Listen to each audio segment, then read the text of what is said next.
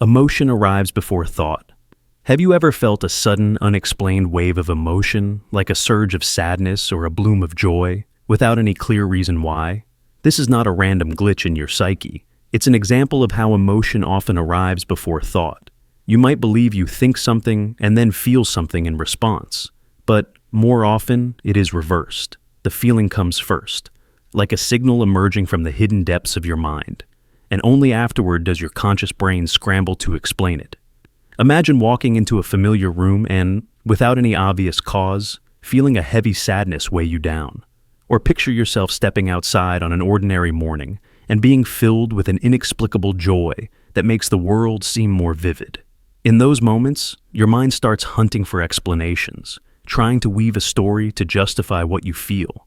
Maybe you think, I'm sad because of an old memory, or I'm happy because I have something to look forward to. But the reality is often simpler and stranger. The emotion was triggered by something you didn't consciously register: a smell, a subtle sound, or a fragment of memory. Scientists have studied this in experiments where participants are shown images so briefly they can't consciously perceive them, like an angry face flashed for just a split second. Even though they can't describe what they saw, their bodies react. Their heart rates speed up, their skin sweats, and their brain activity shows clear signs of fear or arousal. The emotional response happens in milliseconds, long before the thinking brain can even start forming words. This happens because the oldest parts of the brain, the amygdala, the limbic system, are wired for speed. In the ancient past, when survival meant reacting instantly to threats, it was safer for emotion to rush ahead of reasoning. If your ancestors heard a growl in the dark, they didn't have time to analyze it logically. Their bodies needed to be flooded with fear to prepare for action. But in modern life, this wiring sometimes creates confusion. We experience emotional spikes without a clear cause, and our thinking minds can't tolerate uncertainty. So we invent explanations, even if they are inaccurate. That's why you might attribute your sudden anxiety to a minor worry or your unexpected joy to something trivial. You're trying to make sense of a process that began outside your conscious awareness.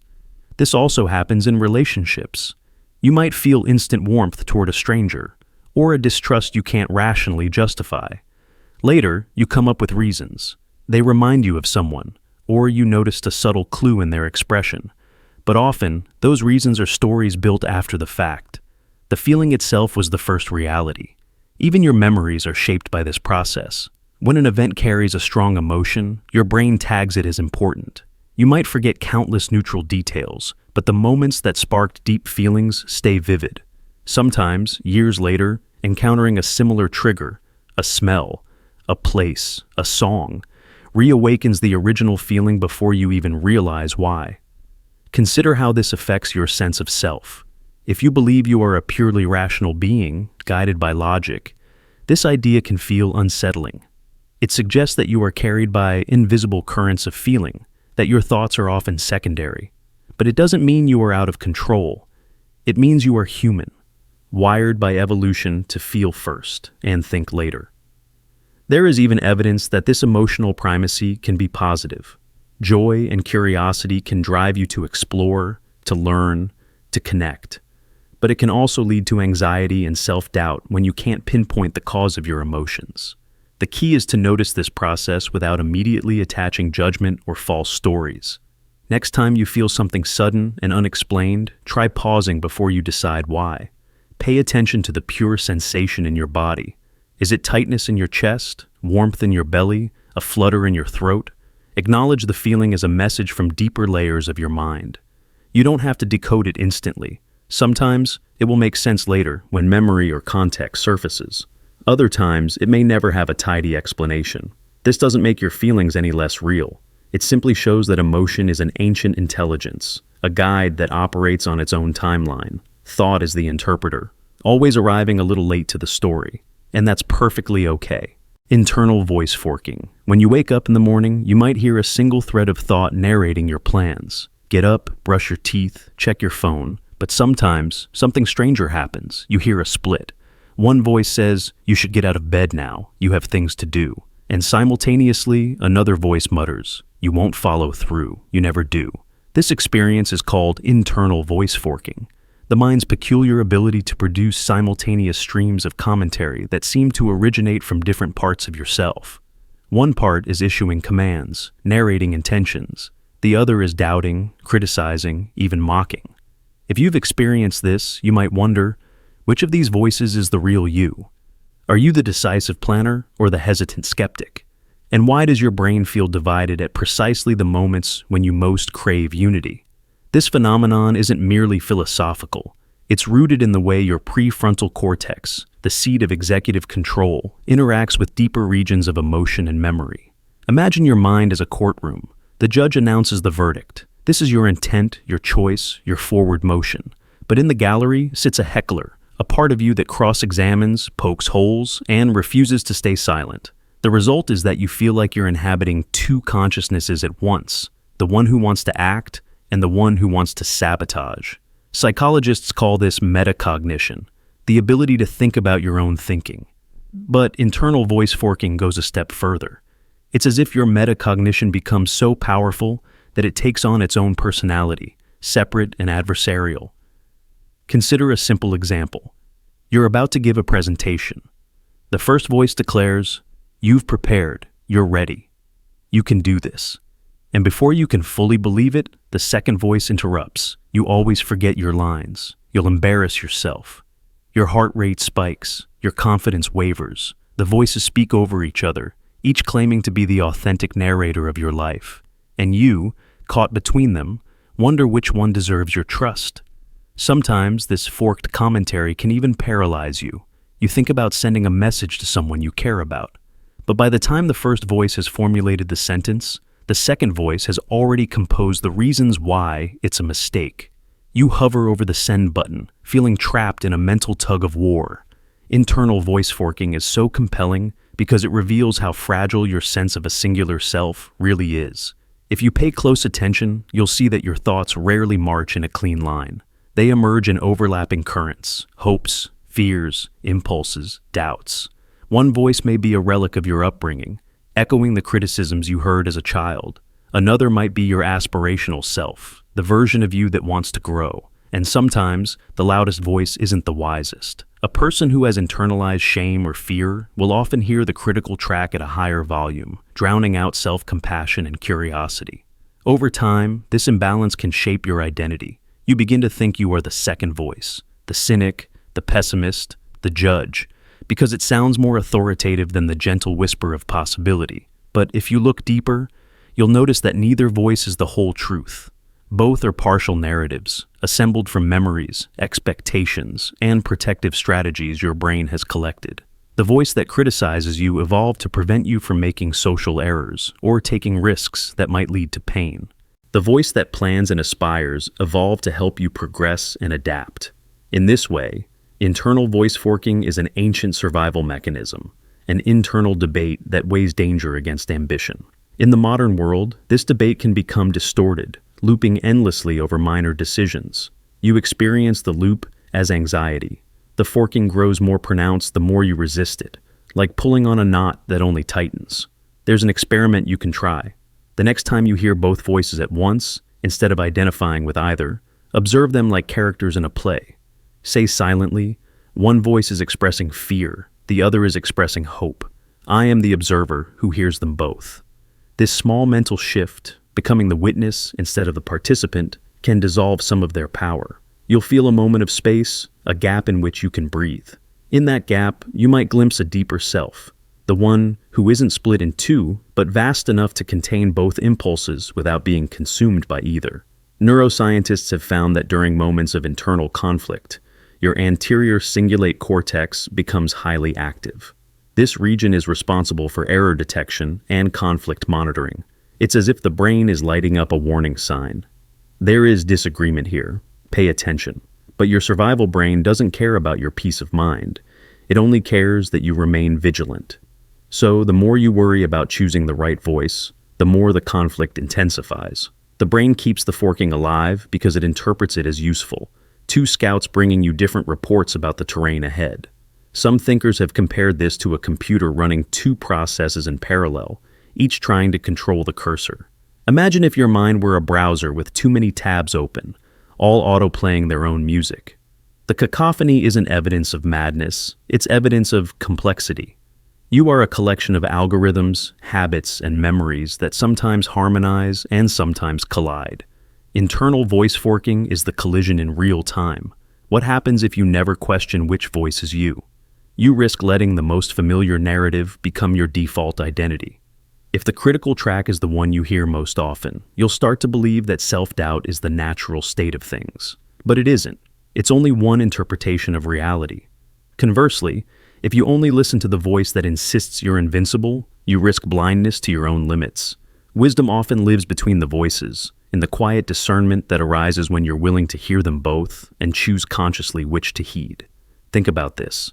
Every time you feel torn between action and hesitation, you're witnessing the mind's creative tension. It's the same tension that propels people to build, invent, explore. Without internal conflict, there would be no growth. The forked voices are not enemies to be silenced, but informants to be consulted. They tell you what matters to you. They expose where you feel vulnerable and where you yearn for something more. To deny them completely is to deny a part of your humanity.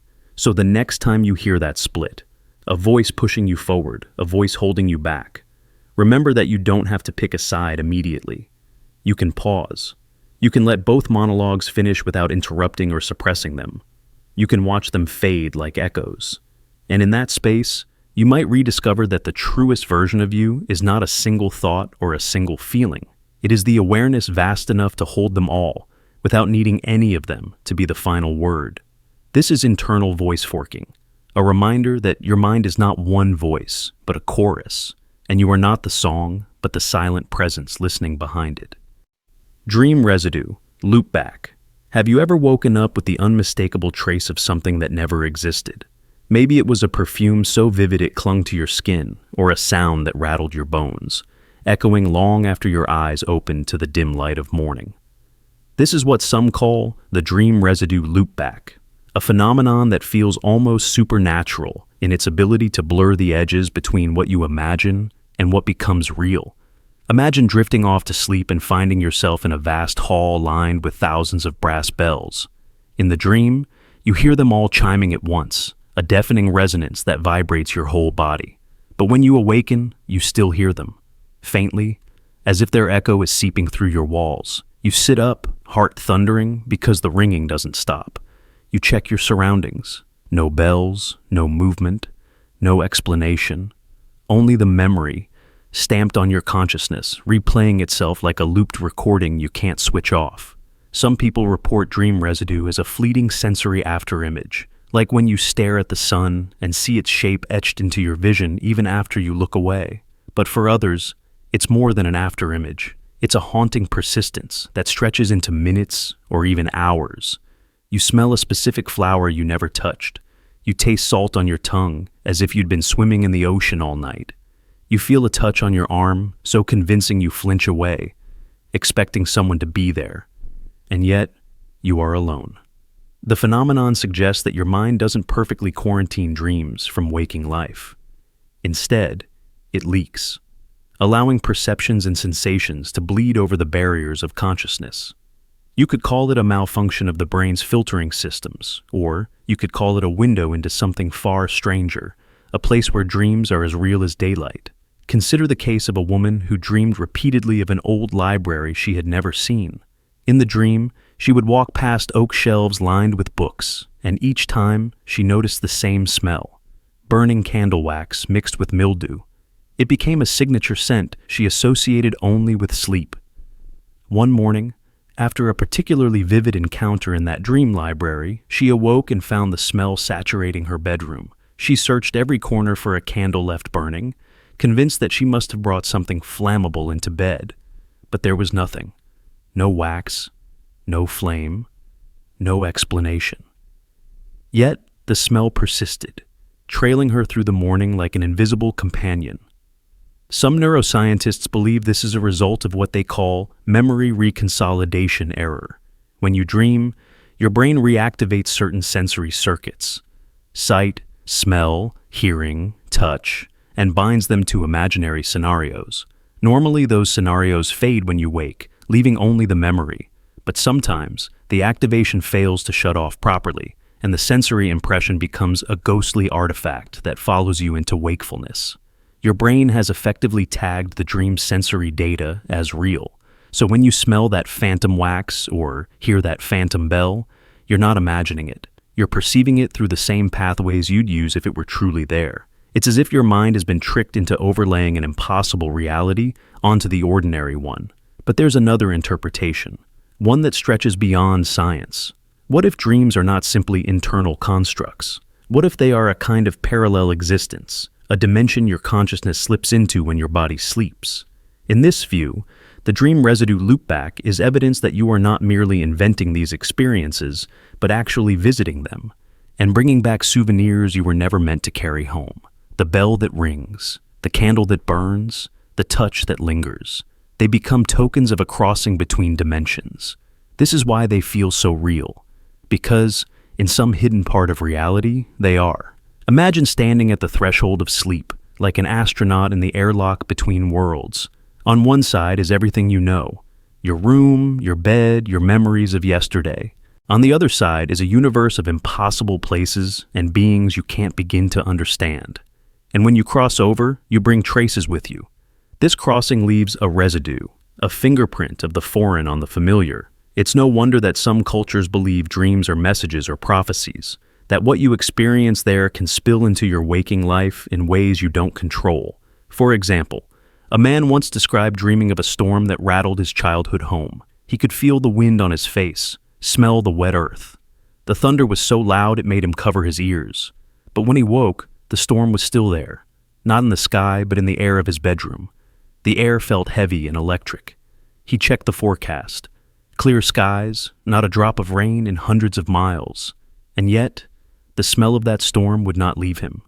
It faded only as the afternoon wore on, and even then, he could close his eyes and feel it again as if he had only just returned. He described it not as a memory, but as a presence, as if part of the dream had followed him out of sleep and hidden in the corners of his mind. It's easy to dismiss this as imagination, some elaborate trick of chemistry and neurons, but when you experience it yourself, the certainty of waking reality starts to crumble. You realize that the walls between dreams and the so-called real world are not as solid as you've been taught. You start to wonder what else can cross through, what other sensations or memories might be waiting to attach themselves to you in the vulnerable hours of sleep. And you begin to see your dreams not as disposable fictions, but as another layer of existence with its own rules and its own consequences. So the next time you wake up and catch a whiff of something that has no business being there, a smell, a sound, a taste, don't be so quick to brush it off. Ask yourself, what if it didn't vanish when you opened your eyes? What if it stayed because it was never truly part of a dream at all? What if, in that moment, you weren't just waking up, but bringing something across a threshold you can't see? This is the enigma of dream residue loopback, a phenomenon that forces you to confront the possibility that your mind is not a closed system, that the things you experience in dreams can bleed through the barriers you trust to keep you safe and sane, and that sometimes, when you think you've returned to the ordinary world, you are still carrying the scent of something extraordinary, something that refuses to be forgotten. When you lie in bed tonight and drift towards sleep, remember that you are crossing into a place where reality is softer, more porous, and less obedient to the laws you rely on. And know that when you return, you might not come back alone. You might come back with echoes of a life you never lived, a place you never visited, and sensations that belong to no world you can name. And in that moment, you will understand that some boundaries are illusions, and some dreams are more real than anything you have ever known. Recall rejection. You've likely felt it yourself, that uncanny moment when your mind teeters on the edge of a memory so close you can almost taste it. A fragment of something you know. It's right there, behind the veil. But when you reach for it, you find the path sealed off, as if a hidden gatekeeper inside your own brain has decided you aren't permitted entry. This phenomenon is known as recall rejection, a state where the brain forcibly withholds a memory, not because it's forgotten, but because some internal mechanism has locked it away. Unlike ordinary forgetfulness or temporary lapses of attention, recall rejection has an unsettling clarity. You feel the memory's presence. It hums like a current beneath your conscious thoughts, vibrating with familiarity, but you cannot bring it into focus no matter how hard you try. You are denied something that is unquestionably yours, and this denial often feels deliberate. Imagine sitting at your kitchen table, staring at an old photograph. The faces are familiar, the setting unmistakable. You feel the emotional weight of that moment, warmth, or perhaps dread. But when you try to recall why that day mattered so much, your mind becomes an empty theater. You can feel the echo of your own recollection, yet you can't project the scene onto the screen. It's as though your brain has split into two agencies, one that possesses the memory in perfect detail, and another that polices the borders of consciousness, deciding what will be allowed to cross. The most haunting part is that you know with absolute certainty that the knowledge still exists somewhere in the hidden architecture of your mind. It hasn't decayed. It hasn't drifted away into oblivion. It is simply being withheld. Scientists have studied this phenomenon under the broader umbrella of memory retrieval failure. But when you look closer, it appears to have a unique signature. For example, during what's called the tip of the tongue experience, you can often retrieve partial information, a syllable, an image, a smell. Blank recall. Rejection goes further. It denies even these scraps. It imposes a total blackout while maintaining the sensation of proximity. Some cognitive researchers believe this happens when the retrieval cues you're using are incomplete or mismatched. But that explanation doesn't fully account for why you feel an almost physical tension, as though you're pressing against a locked door. Some have speculated that this is an evolved protective mechanism. Your mind instinctively blocks memories linked to trauma or unresolved conflict, not because they are irretrievable, but because their arrival in consciousness would be too disruptive. The feeling of having the memory right there is like standing outside a house with the lights on inside, hearing voices you recognize but never being invited in. Consider how often this unfolds in moments of stress. You're talking to someone, and suddenly they mention a name that triggers a flicker of recognition. A cold shiver moves down your spine. You know that name connects to something important, something you've carefully avoided thinking about. As you reach for the details, you find your mind tightening, as if drawing a curtain across the memory. Your heart speeds up. Your throat goes dry. Your entire nervous system knows that something significant is hiding in the wings, but no matter how you strain, the memory will not step onto the stage. This is not simple forgetting. This is blank recall rejection, your own brain refusing to hand over the key. There are also subtler examples. A child who survived a frightening event may grow up unable to recall entire segments of their childhood. They'll say, "I remember everything before and after that year, but nothing inside it." Yet when pressed, they can sense the contours of the missing time, like feeling the shape of an object in a dark room. This isn't the same as forgetting. It's the knowledge that the memory is there, intact, but sealed off. Some therapists refer to this as dissociative amnesia, where the brain cordons off recollections to protect the conscious mind. But it's not always trauma that triggers blank recall rejection. Sometimes, the mind seems to hide memories for reasons we don't understand. An unremarkable moment that somehow became tangled in the delicate web of emotional meaning, flagged as something too potent to access without consequences. In day-to-day life, this experience can be maddening. You might try to retrieve the name of a song you once played on repeat, feeling the chorus pulsing in the back of your awareness. But when you attempt to sing it, your mind yields nothing but static. Later, when you least expect it, driving down a familiar road, folding laundry, the song will flood back in perfect clarity. This sudden release suggests the memory was never truly gone. It was merely locked, waiting for the right conditions to release it. You might wonder, who or what determines when the gates will open? Is it purely random, or is there a hidden intelligence in your brain deciding when you are ready? Consider how this relates to dreams. Have you ever woken up in the night, clutching a vivid fragment of a dream you know you must remember? In those first seconds, it glows in your mind with electric detail, but as you try to describe it, the dream collapses. All that remains is the certainty that you had it, that it was real, and that your mind now refuses to give it back. This is another face of blank recall rejection, the unshakable knowledge that a memory exists, coupled with the crushing inability to retrieve it. Some philosophers have argued that this phenomenon hints at deeper mysteries of consciousness. If you can know that you know something without actually being able to access it, does that mean there are levels of self you can never fully perceive? Is your mind a labyrinth with corridors you are forbidden to enter, no matter how hard you try? Or is this simply a flaw in the machinery of recall, a glitch in the neural code that leaves you stranded on the threshold of your own experiences? What makes blank recall rejection so unsettling is its suggestion that you are not the ultimate authority in your own mind. There is a part of you that can hold secrets from yourself, that can decide without explanation that you are unworthy of your own memories. This hidden curator of recollection is faceless, silent, and implacable. It doesn't negotiate or explain. It simply denies. And in that denial, you confront the limits of your own self-knowledge. Even language struggles to capture this feeling. We call it drawing a blank, but that phrase feels too trivial, too mundane. The reality is more like encountering an invisible force that holds you apart from something precious, something that belongs to you but refuses to be claimed. You stand at the door, knocking, pleading, growing desperate, but the door never opens. It is a quiet, private struggle, a war that no one else can see. Over time, most of us learn to live with these missing pieces. We learn to stop trying, to stop yearning for the memories we can sense, but never touch. But sometimes, late at night or in the stillness of the morning, we feel them flicker just behind the wall. They are the ghosts of ourselves, the stories we're not permitted to know, and they remind us that even within our own minds, we can be exiled. This is blank recall rejection, a testament to the profound complexity of memory and a humbling reminder that there are chambers inside us that remain forever locked, and perhaps in the end, that is for reasons we were never meant to understand. Observer-induced clarity spike.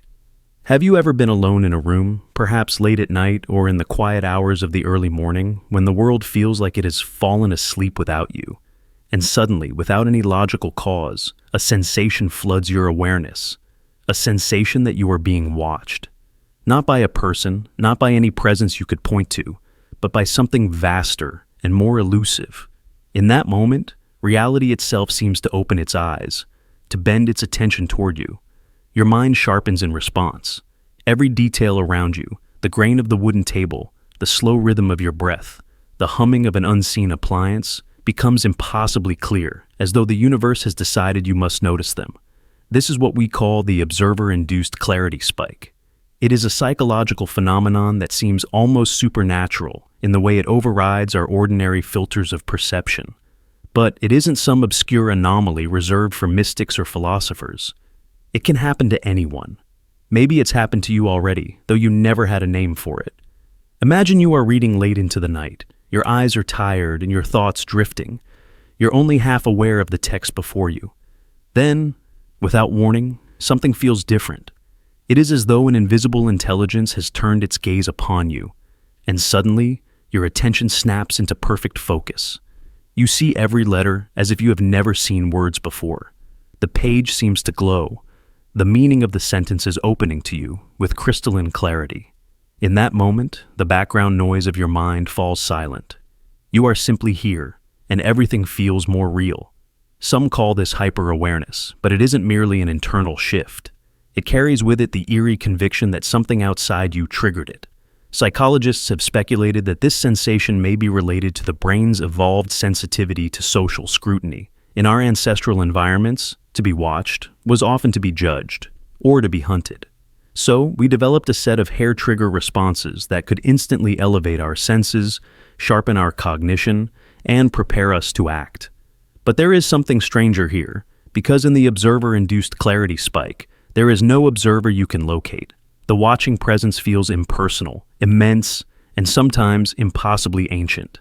Like the awareness of the world itself has singled you out. Think about the last time you felt this surge of clarity. Perhaps you were about to make a decision you had been avoiding. Maybe you were standing in a familiar place that suddenly felt unfamiliar, like you were seeing it for the first time. Or maybe you were alone with your thoughts, contemplating an idea you could barely articulate, when suddenly the idea crystallized into perfect form. The clarity spike does not always feel comforting. For some, it provokes a sense of dread, a recognition that you cannot hide from the gaze that found you. But for others, it feels like a gift, a moment of connection with something beyond comprehension. Philosophers have long described a similar experience. The ancient Stoics believed that reality itself was infused with a kind of living intelligence, a logos that organized all things and occasionally revealed itself to the individual mind. When you feel watched by reality, they might have said, "You are glimpsing this deeper order."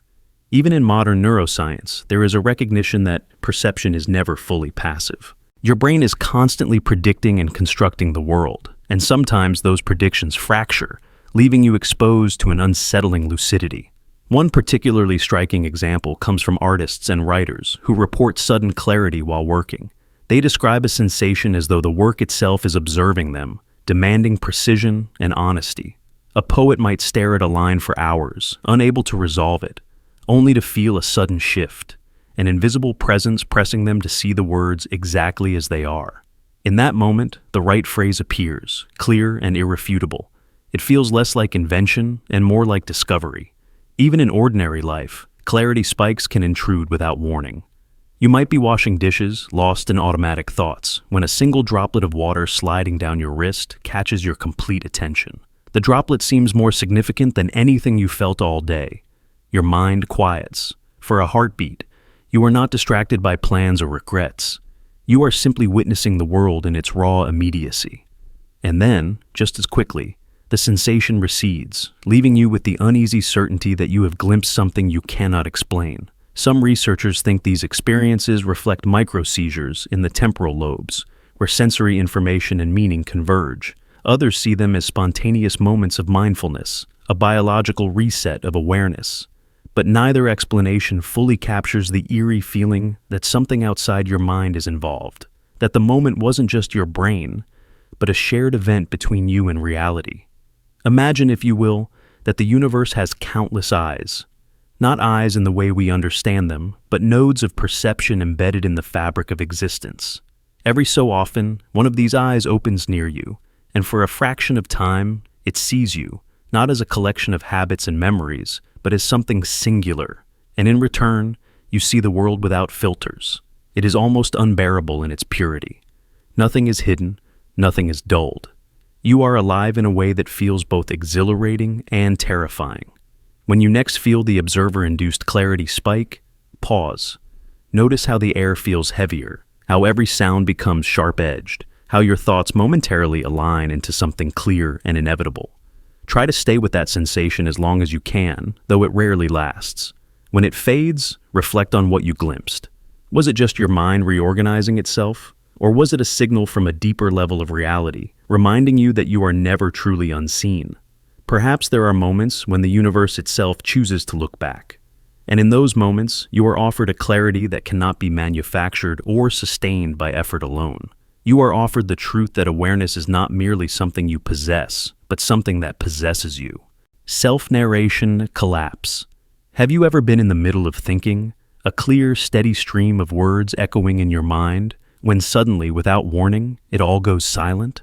For a few seconds, there is no internal monologue, no mental commentary, no voice narrating your experience.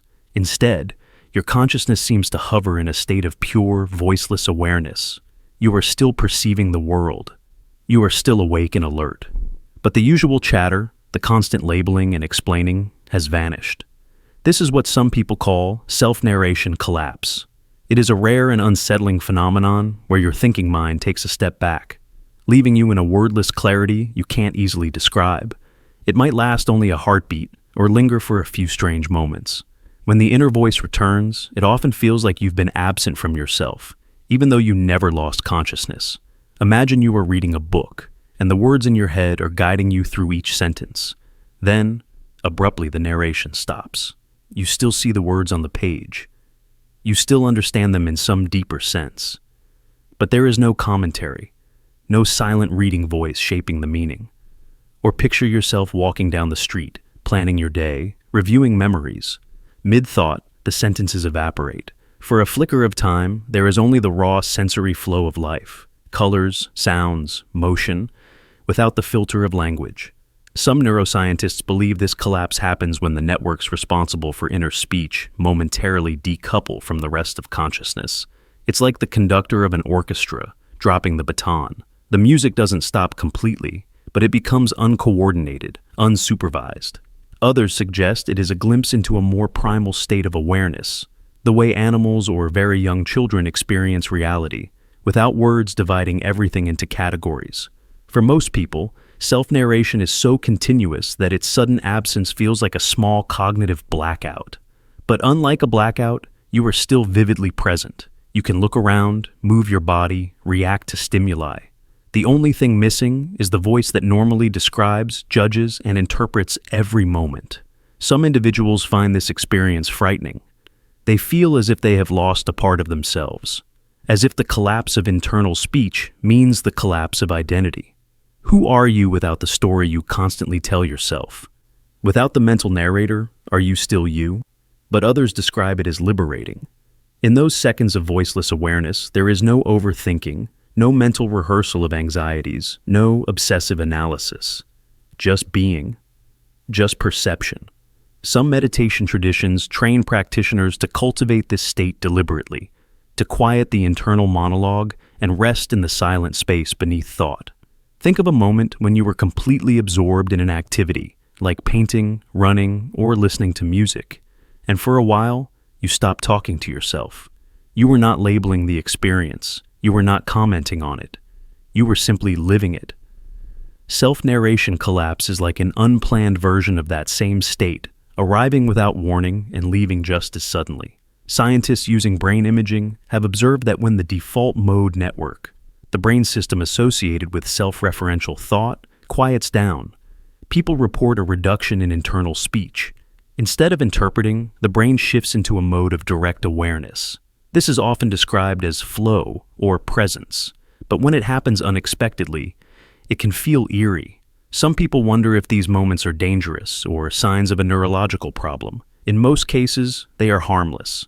They can be triggered by fatigue, intense focus, or sudden shifts in attention. They don't mean you are losing your mind. They simply reveal how much of your consciousness is built on the scaffolding of language, and how quickly that scaffolding can vanish. Next time it happens to you, notice what remains when the voice goes silent. You will discover that awareness itself is not dependent on words. You can still see, hear, feel, and understand on some deeper level. When the narration returns, you might appreciate it more, or realize how much it can dominate your perception. Self-narration collapse is a reminder that you are not only the thinker of thoughts, but also the witness to them. Beneath all the stories and explanations is a quieter self, one that doesn't need constant commentary to exist. If you can learn to rest in that voiceless space, even for a few seconds, you may find a kind of freedom there, a pause in the endless stream of interpretation, a glimpse of what it means to simply be. Mood with no source code. Have you ever been sitting quietly, perhaps staring out a window, when suddenly a feeling sweeps over you, so vivid and layered that you struggle even to name it? It is not sadness or joy or fear. It is all of these and something else, something that doesn't fit in any dictionary. You search your mind for a word, some label that can make the sensation manageable, but the feeling has no source code, no explanation. It is like being possessed by a memory you can't remember. You could call it nostalgia, but nostalgia implies you know what you long for. This mood is different. It feels like homesickness for a place you never lived, or grief for a life you never had the chance to lead. Psychologists call this an untranslatable emotion, a state so complex it evades all neat categories. Some languages have words that attempt to capture fragments of it. Saudade in Portuguese, Sehnsucht in German, Mono no aware in Japanese. Each describes a bittersweet ache for something just out of reach. But even those beautiful words only circle the edge of the feeling. They don't map it completely. That is why, when this mood comes, it feels both intimate and alien, as though you're witnessing a hidden dimension of yourself. It can happen anywhere, on a crowded street while reading an old letter, or listening to a melody that seems to bypass your rational mind. Imagine you are walking through an empty museum late in the evening. The lights are dim, the air cool and silent. You pass a painting you have never seen before. The colors pull you in, muted golds, dark blues, a figure staring toward the horizon. For a moment, you are overcome. You feel awe, dread, tenderness, and an unnamed sorrow. Your throat tightens, your eyes water. You have no story for this. The painting is not tied to any event in your life, and yet it feels more personal than any memory you own. You think, why is this touching me so deeply when I have no reason to feel this way? That question is the hallmark of a mood with no source code. It appears without warning, writes its script across your nervous system, and leaves you changed. Some scientists speculate that such moods arise when different neural networks fire together. Emotion, memory, perception, without a single trigger to unify them. Like chords in music, these feelings resonate in combination rather than isolation. Your brain tries to assemble an explanation. Maybe you are tired, or the light is strange, or the painting reminded you of your childhood in some obscure way. But these guesses feel hollow. The feeling itself remains raw and beyond translation. You are left holding it like a delicate artifact, and you realize perhaps it doesn't need to be solved. Perhaps it exists to remind you that not everything about being human can be reduced to a clean formula. This phenomenon can also happen with sound. A piece of music can conjure visions, memories, emotions you didn't know were stored inside you. Think of a song that makes you feel as if you are remembering something ancient and collective, as if it has encoded a truth you could never put into words. Your body understands it before your mind does. Your skin prickles, your heart slows. For those few minutes, you are suspended in a world that feels as real as your waking life, but is governed by different laws. The edges of identity blur. You are no longer just yourself. You are part of something larger and stranger. Philosophers have argued that this is the most authentic experience a person can have. Because it bypasses language and ideology, it confronts you with a direct encounter with your own being. You can't label it or dismiss it. You can only feel it and marvel at its mystery. This is why these moods can be both unsettling and precious. They expose the gap between reality and your attempts to describe it. In that gap, something vast and luminous waits for you. Consider how often people run from these moments. They check their phones, distract themselves, fill the silence with noise. Because to sit quietly in the presence of an emotion you can't name feels like standing on the edge of an abyss. But if you have the courage to stay, to let the feeling unfold without explanation, you may discover a deeper truth about yourself. You are not merely the sum of your memories or your habits. You are also the capacity to feel what you cannot yet define. And perhaps that is the secret purpose of these moods, to remind you that your consciousness is bigger than any story you can tell about it. The next time you are overtaken by such a feeling, pause. Notice how your body responds. Is your chest heavy or light? Are your eyes moist? Does your breath deepen or catch?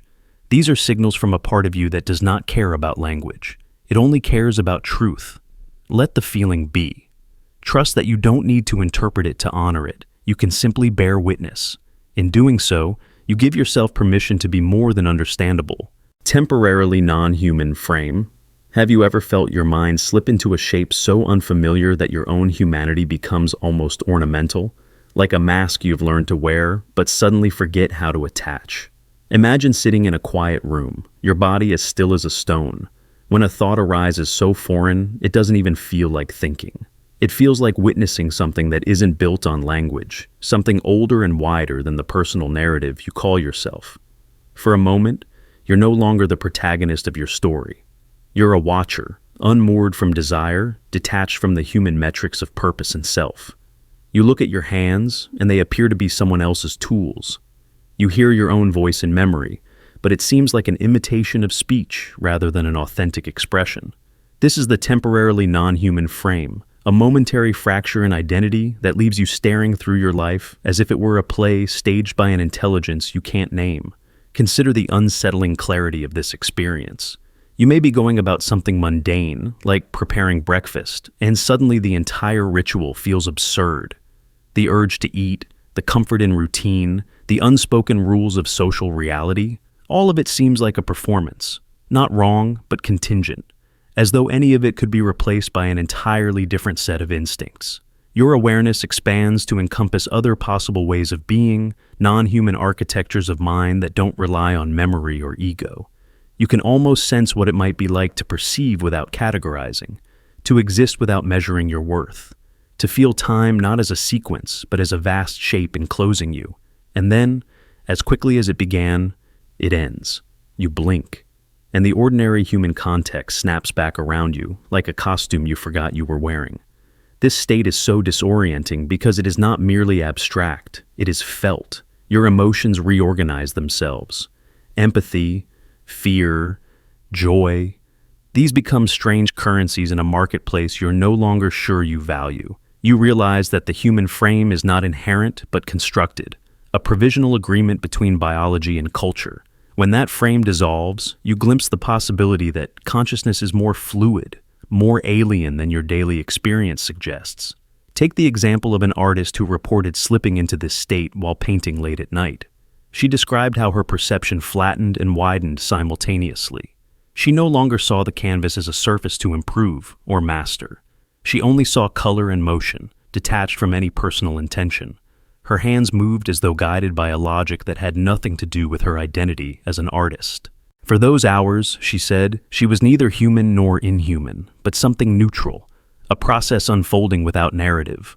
Later, when she tried to describe it, she found herself at a loss. The language of goals and feelings seemed too small to contain it. This is why the temporarily non-human frame resists explanation. It is not a dissociation in the clinical sense, nor is it simply daydreaming. It is a liminal territory where your sense of self dissolves into something broader and more impartial. You become a witness to your own mental machinery. And in that witnessing, you realize that personhood itself is a layered phenomenon, one that can be peeled away to reveal an awareness that doesn't care about your story, your name, or your legacy. And once you have tasted this perspective, even briefly, you can never fully unsee it. In many spiritual traditions, this state is described in mystical terms. Some call it ego death.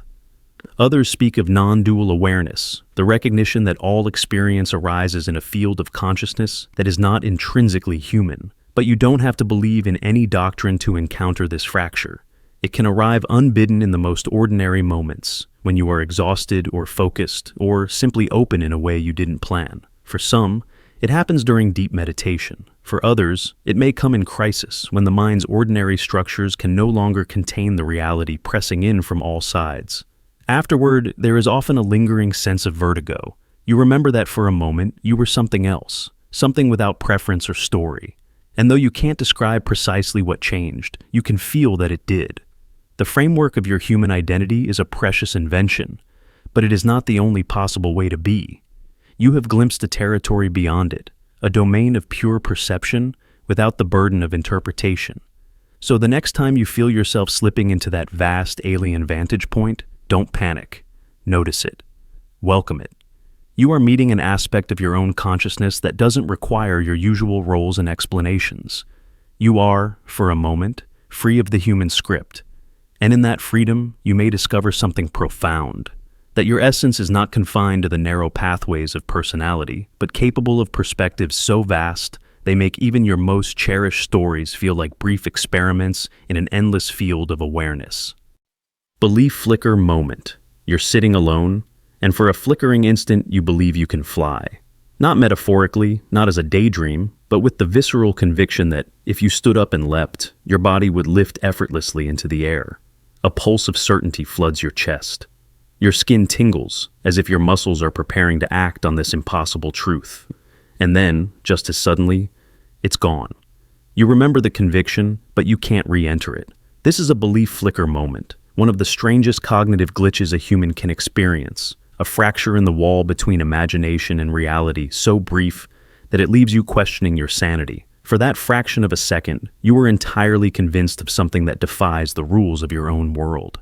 And your body responded with real physiological signals: adrenaline, heat, a racing heart. Scientists describe it as an involuntary intrusion of an irrational belief, likely triggered by a surge of neural activation in networks linked to imagination and motor preparation. It feels different from ordinary thoughts. You don't merely entertain the idea, you embody it. Your nervous system commits to it, preparing to act on this new reality. Your brain does not filter or question. It simply accepts with a sudden, disorienting sincerity. Imagine stepping onto a balcony and feeling a sudden certainty that the sky will hold you, or holding an empty coffee mug and knowing beyond all doubt that it's filled with water. In that second, your body recalibrates. Muscles shift. Breath pauses. You may even begin to move. When the flicker ends, it feels like waking from a dream mid-sentence. What makes this phenomenon so unsettling is that it proves belief is not always a deliberate process. it can happen to you. It can seize your body before your rational mind has time to protest. Philosophers have long debated whether belief is voluntary, whether you choose to accept something as true. Belief flicker moments are proof that the answer is more complicated. You didn't choose to think you could fly. You simply did. For a heartbeat, you inhabited a different physics, a different universe. And when it vanished, it left a hollow ache, as if your consciousness had betrayed you. People describe these moments with eerie consistency. A commuter suddenly believes the train is about to disappear. A parent feels a wave of certainty that their child has aged 10 years in an instant. Someone walking through a doorway believes they are walking into another century. These are not hallucinations in the psychiatric sense. They are glitches of certainty, brief, unearned convictions that feel as real as the ground beneath your feet. Some psychologists suggest these moments arise from the brain's predictive coding system, the mechanism that constantly builds models of what is about to happen. Sometimes, under stress or fatigue, the model momentarily detaches from external evidence, asserting a prediction as absolute fact. You experience the belief without any proof, then snap back as your senses reassert control. Consider how your body behaves during such an episode. If you believe the floor is about to collapse, your legs tense. If you believe you're invisible, your heart rate drops, as if danger no longer applies to you. The body is not passively observing this mental error. It's participating, committing its resources to this phantom reality. That is why, even when the moment passes, you may feel shaken, your muscles sore, your chest tight. Your physiology has spent precious energy on a world that never existed. These flickers can also occur in moments of grief or nostalgia. You might look across a crowd and believe you see someone you've lost. For an instant, the certainty is absolute. Every cell in your body accepts their presence. You might even smile or start to wave, and then you blink, and the person is gone, or never was there at all. The belief is no less vivid for having been false. It leaves behind a peculiar sadness, as if you've glimpsed a parallel life you can never re-enter. Some neuroscientists propose that belief flicker moments represent the brain's effort to simulate possible scenarios with full emotional fidelity. In most cases, these simulations are corralled safely within imagination, but under specific conditions, exhaustion, stress, overstimulation, the simulation leaks into your conscious certainty. Your brain momentarily forgets that it invented the scenario, and your body, trusting as ever, prepares to live in it. What does this tell us about the nature of reality? That belief is a process layered beneath awareness, that your conscious conviction that you understand the world is fragile, conditional, a veneer stretched over an ocean of competing predictions. At any time, a surge of neural noise can rupture that surface, replacing the familiar with the impossible. The most haunting part is how normal it feels in the moment. The flicker is not heralded by alarms. There is no sense of absurdity while it unfolds. You only realize later that the entire experience defied everything you know about physics and common sense. Belief flicker moments expose the architecture of certainty itself. They show how your mind can construct total conviction out of nothing, how quickly it can enlist your body to defend an illusion. They are reminders that what you call reality is a consensus, negotiated second by second between prediction and perception. And sometimes, for reasons you may never fully understand, that negotiation fails. When the flicker passes, you are left holding the memory of that impossible certainty. You might question your sanity or wonder whether you briefly touched something beyond ordinary perception, a momentary overlap with another reality. The truth is likely more mundane but no less mysterious. You experience the machinery of belief without the safeguards of reason. You caught your brain in the act of making reality up. Language break glitch. Have you ever been speaking so fluently, so naturally, that you almost forgot you were even using words, and then, without any warning, the words themselves turned to dust? As if language, the very foundation of how you understand yourself and the world, simply collapsed mid-sentence. You try to keep talking, but nothing coherent emerges. You feel mute, not in your throat, but inside your mind. This is the language break glitch. It is a moment so jarring that people often wonder if something is wrong with their brain, if perhaps they are glimpsing a crack in the structure of consciousness itself. Imagine sitting across from a friend, explaining an experience you have recounted dozens of times. You can feel the sentences ready to unspool, the familiar rhythm of your voice rising. Then, Abruptly, your mind goes blank. Not the kind of blankness that comes from distraction or fatigue, but a hollow emptiness, as if the scaffolding of meaning has vanished. You reach for a word you've used your entire life. Simple words like table or remember, but they shimmer out of reach. You know that you know them, but you cannot retrieve them. The gap between thought and expression grows into an abyss. For a moment, you feel exposed, fragile, as if reality itself has shifted. Some people describe the language break glitch as a small death. It is the temporary erasure of the self that depends on language to exist.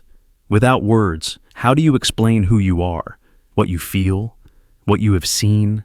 In that instant, you are forced to confront something most of us never consider, that our identity is stitched together by phrases, labels, and internal dialogue. When language dissolves, so does the illusion of continuity. The glitch can happen in any context.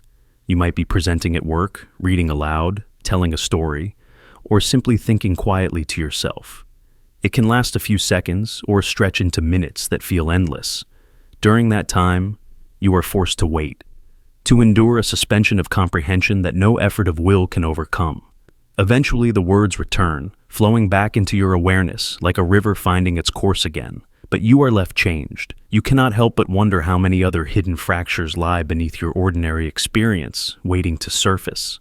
Some neuroscientists believe this phenomenon is linked to a brief disruption in the language centers of the brain, the temporal lobes and Broca's area.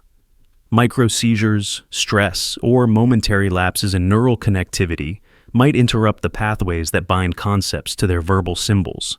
But even scientific explanations fail to capture the existential terror of becoming a stranger to your own mind. Picture the language break glitch as a fault line. Most of the time, it lies dormant beneath the landscape of thought. But under pressure or fatigue or some unknown trigger, it cracks open, revealing how fragile our mental infrastructure really is. And in that exposed silence, you glimpse the unsettling truth that words are not guaranteed. Meaning is not inevitable. It must be constantly maintained, renewed with each heartbeat. The glitch is a reminder that language is not just a tool we wield, but a delicate lattice that holds our reality together. Without it, you are left with raw experience, unshaped and untranslatable. You are momentarily unmade, and when words return, they feel more precious and more suspect than before. This experience can be humbling, even transformative. It forces you to consider how much of your identity depends on something as arbitrary as language. It invites you to wonder who you would be without it. The next time you feel the language break glitch, do not rush to fill the void. Let yourself sit in that silence. Notice how your mind thrashes, desperate for a foothold. Then notice the quiet beneath the panic, the empty space where words used to be. In that space, you might discover a deeper awareness, one not bound by vocabulary or narrative. And when you speak again, you will know that language is both your greatest strength and your most fragile illusion. Pre-event emotional sink. Have you ever felt a sudden wave of emotion, a grief so sharp it takes your breath away, or a relief so profound it feels like a burden lifted, only to discover that the event causing it hadn't even happened yet? It sounds impossible, but many people have reported moments when they somehow felt the aftermath of an experience before it occurred. This is called pre-event emotional sink. It is as if your consciousness reached forward in time and retrieved the feeling of something waiting on the horizon. Imagine you are sitting quietly, going about your day, when an inexplicable sorrow floods your chest. You check your messages, your memories, your surroundings, but nothing explains it. Hours later, you receive news of a loss or a disappointment. When it arrives, you realize that your earlier sadness was the emotional echo of what had not yet come to pass. Or, picture the opposite. You are overwhelmed by relief, a calm certainty that everything is about to be okay.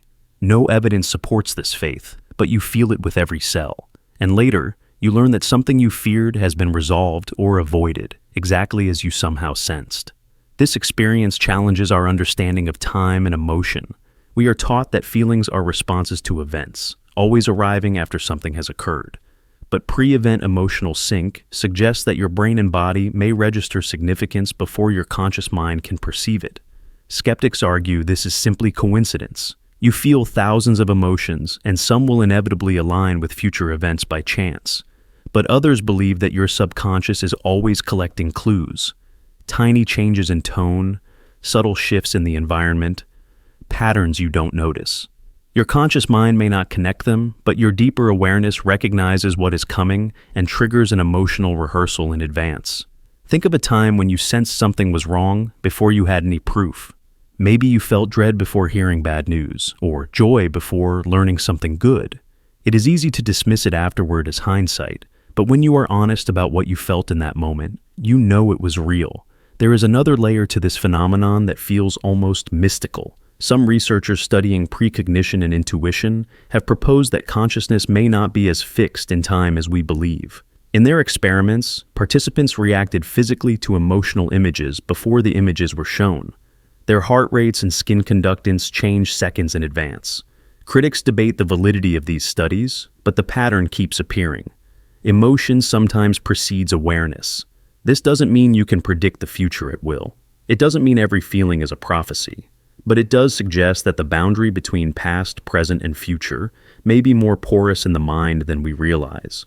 Imagine how this might shape your understanding of yourself.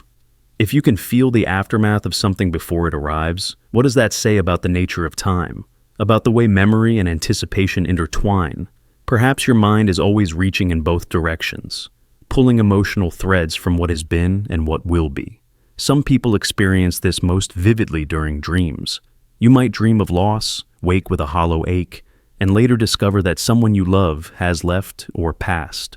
Or you dream of triumph and wake with a joy that has no apparent cause, only to find that a hope you cherished is about to be fulfilled.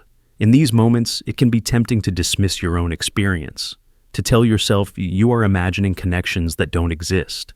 But part of the mystery of being human is that your perception is not limited to what you can measure or prove. Next time you feel an emotion that seems out of place, resist the urge to immediately explain it away. Pay attention. Notice whether it carries a specific quality, a kind of certainty, an emotional clarity that feels different from ordinary mood swings. You don't have to act on it. You don't have to declare it a sign, but acknowledging it can open a doorway to a deeper understanding of how you are connected to events beyond the present moment. Pre-event emotional sync is not about predicting disasters or forcing outcomes.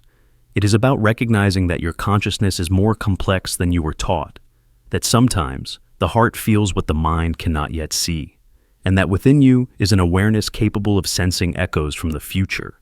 If you can learn to honor these moments without fear, you may discover a quiet wisdom in them, a reminder that your feelings are not always bound by time, and that sometimes, before anything has happened, your soul already knows. Concept. Phantom recoil. Have you ever had the sensation of reaching for an idea that feels as real as your own name, only to discover it was never there? You pause mid-sentence, certain you once knew the perfect word, the elegant theory, the hidden connection that would complete your thought. But when you search your memory, you find nothing but the outline of absence. It's like trying to flex a phantom limb. Your mind remembers how it used to move, but all that remains is an echo.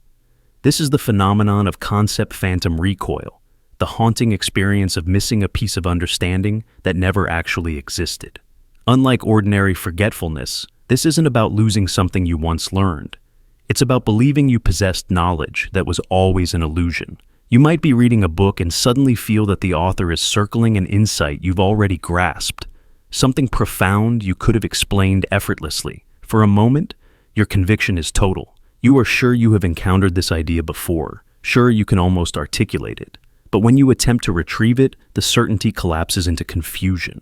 You are left grasping at nothing, bewildered that your own mind could fabricate such a vivid sense of familiarity. Some describe this as a kind of intellectual nostalgia, like longing for a childhood home you never actually lived in. Others feel it as a quiet betrayal, a reminder that even your deepest intuitions can be mirages. Imagine you are standing before a blackboard, chalk in hand, ready to teach. Your body tenses with anticipation because you feel the knowledge surging just beneath the surface. You open your mouth to speak, and the content evaporates. What remains is only the hollow certainty that you once knew and the ache of having lost it. It is both absurd and intimate. You wonder, how can you miss something that never existed? Yet this experience is universal. It happens to artists, scientists, philosophers, anyone whose mind reaches beyond the known. Some neuroscientists speculate that concept phantom recoil arises from the brain's predictive machinery. Your mind is a pattern detection engine, always trying to complete incomplete information. When you sense the edges of an idea, your brain fills in the missing pieces with approximations and guesses. It feels authentic because the emotional signature, familiarity, excitement, purpose, fires in the same networks as genuine recollection. But this simulation breaks down under scrutiny. You realize that the feeling of knowing has no content to support it. Like a phantom limb, it is real in sensation, but unreal in substance. This phenomenon reveals something profound about how we construct knowledge. We don't simply record facts like a camera. We generate models, forecasts, and hunches, blending memory with imagination so seamlessly that we often can't tell them apart. Concept phantom recoil is the moment the illusion is exposed. You see the scaffolding behind the facade. For some, this is unsettling, a reminder of how porous the boundary is between certainty and invention, but it can also be liberating. If your mind is capable of such vivid illusions, it is also capable of imagining truths that don't yet exist. Consider how this plays out in creative work. A composer hears a melody that seems familiar, as though it had always been waiting to be discovered. But when they look for the source, they find nothing.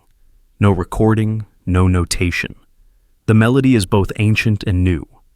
They realize it was their imagination all along. In that moment, the phantom becomes real, not because it was retrieved from memory, but because it was brought into existence through belief. This is the hidden gift of concept phantom recoil. It shows you how much of what you think you know is a rehearsal for creation.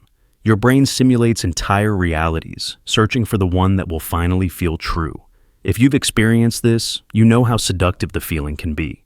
You might spend hours chasing the ghost of an idea, convinced that if you just concentrate harder, it will reappear. But often, the harder you look, the further it recedes. The more you analyze the sensation, the more it dissolves. This is because you are trying to extract certainty from a process that thrives on uncertainty. The mind's reach exceeds its grasp by design. Next time you feel concept phantom recoil, pause. Notice the texture of the experience, the urgency, the yearning, the certainty without evidence. Instead of fighting it, consider that you may be standing on the threshold of discovery.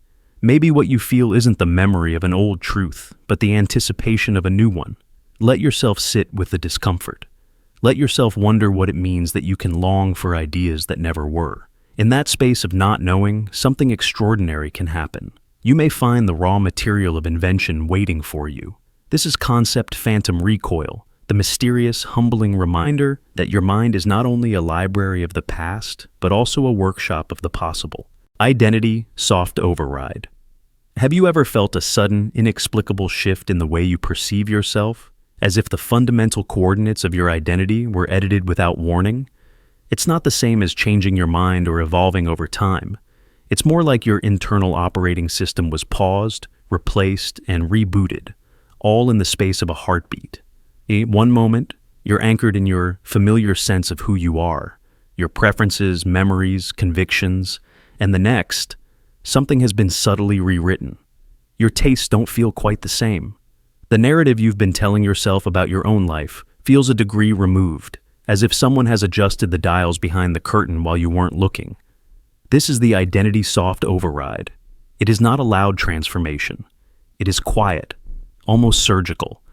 A change that seems to ripple backward through your awareness until you can no longer remember exactly how you used to feel. Imagine you're walking through a hallway you've known for years. Every detail is familiar. The color of the walls, the way the floorboards creak, the faint smell of cedar. And then, as you turn your head, something slips. A thread in the tapestry of your self-perception unravels. You look at your hands and feel a flicker of recognition that doesn't belong to you. Your body seems occupied by a stranger's posture. You attempt to reassure yourself that nothing has changed, but the certainty is gone. It's not that you have become someone else entirely, but that your mind has quietly adopted a new template, leaving you unable to retrace the steps back to your original state. People often experience this phenomenon during moments of crisis or epiphany, the sudden loss of a loved one, a brush with mortality, or an overwhelming realization can trigger the override. But it can also occur without any obvious cause, an unprompted glitch in the continuity of self. A programmer might describe it as a patch applied to the software of consciousness, silently updating the system without asking permission. You don't remember consenting to the change, but you can't deny that it happened. Your memories remain intact, but their emotional charge has shifted. The stories you once clung to feel like they belong to a previous version of you, a version you can no longer fully inhabit. Consider the case of a man who described waking one morning with the unshakable sense that he had been replaced by a copy. All his memories were there, perfectly intact, yet they seemed to belong to someone else. The emotional resonance was muted, as if his recollections were files retrieved from a backup rather than lived experiences. He went through the motions of his day, answering emails, eating lunch, speaking to colleagues, but felt like an observer performing a role. By the next morning, the sensation had faded, but it left behind a permanent suspicion that his sense of self was less stable than he had believed.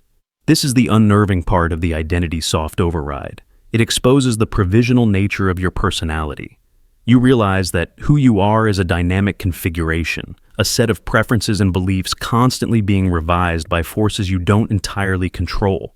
Some psychologists speculate that these micro-transformations are adaptive, a way for the brain to reconcile new information or trauma without shattering the continuity of consciousness.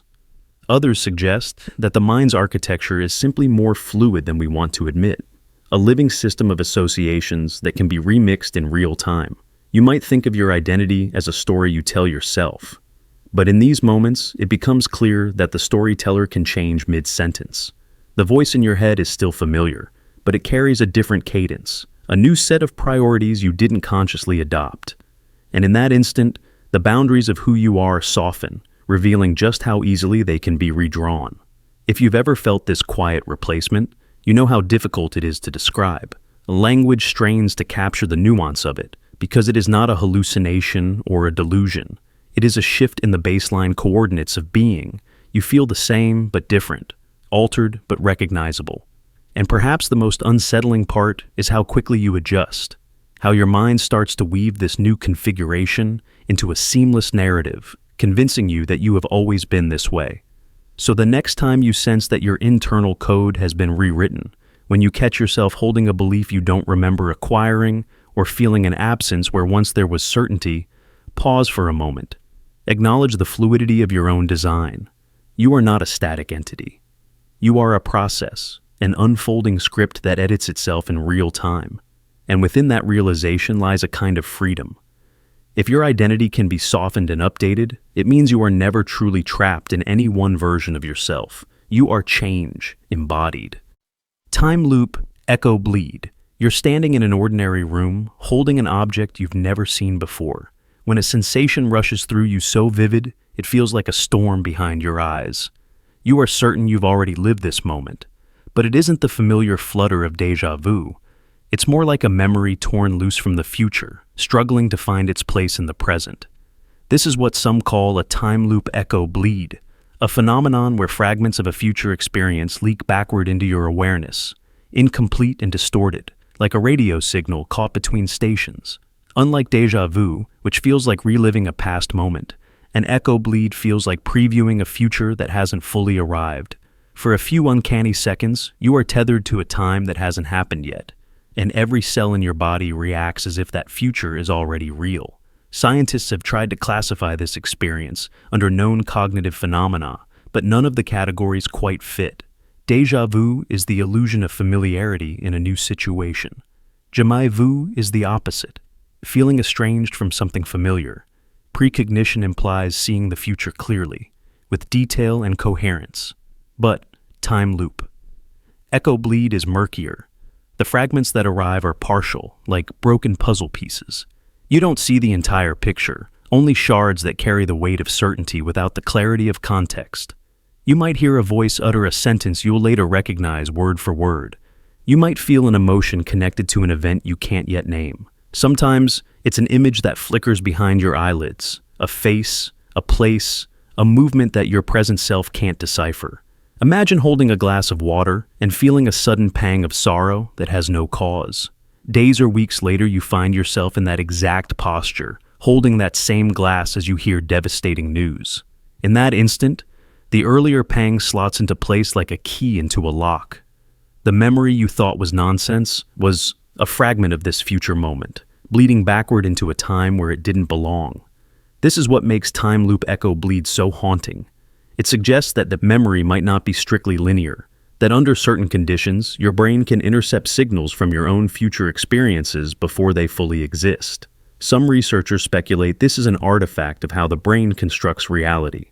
Your mind is not a passive recorder, but an active simulator, constantly predicting what will happen next.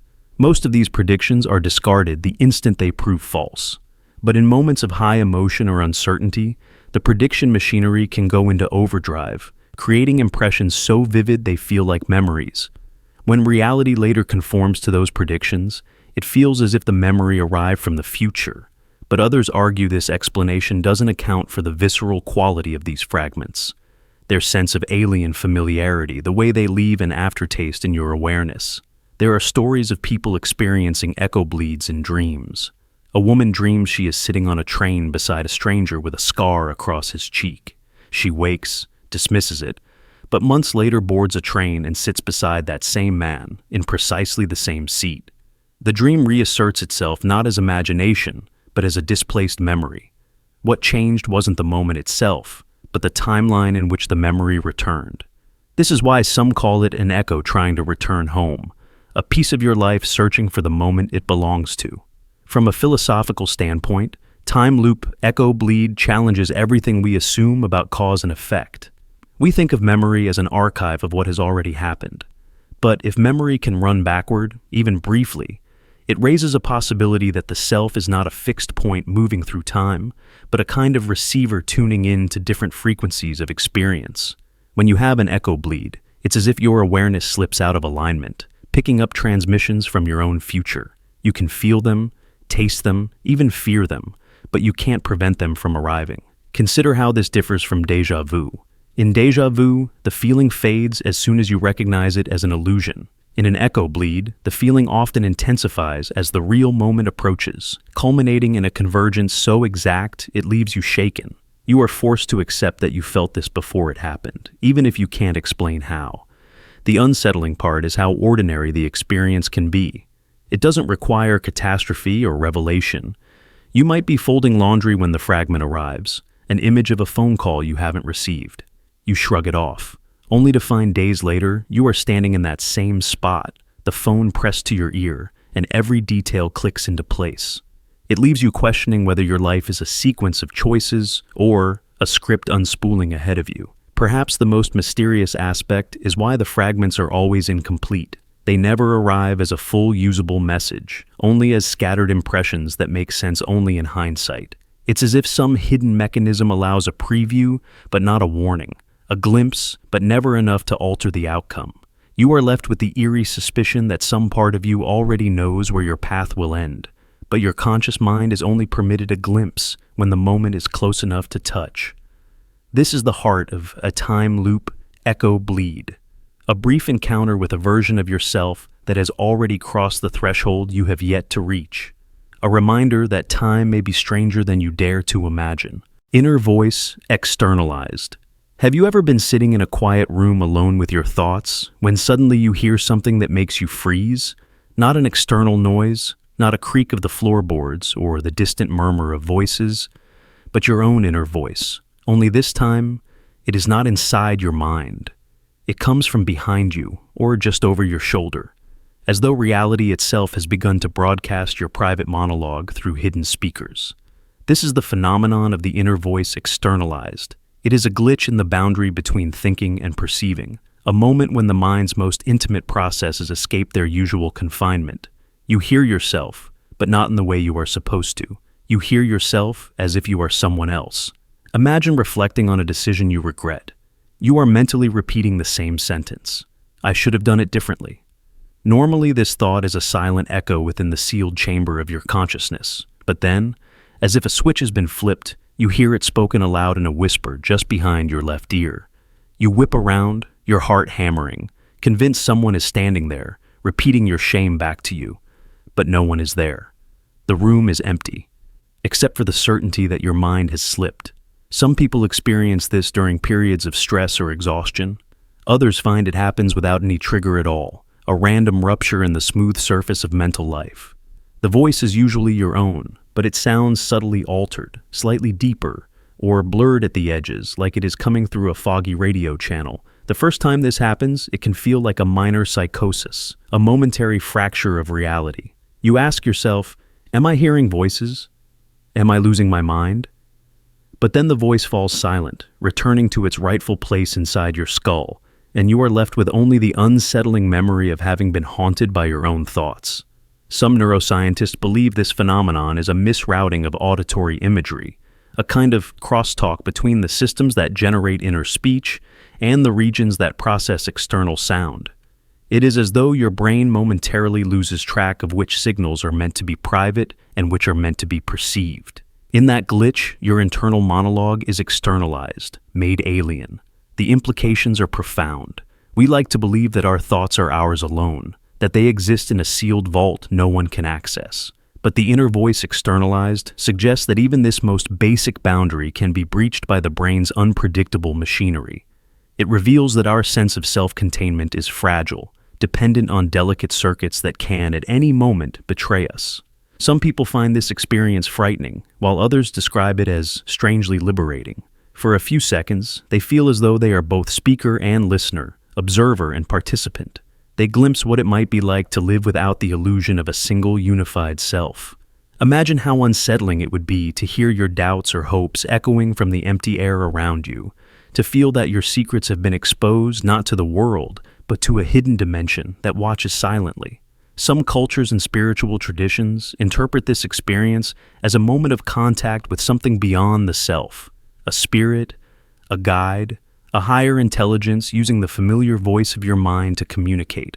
But whether you see it as a mystical sign or a neurological error, it is impossible to deny how it transforms your sense of reality.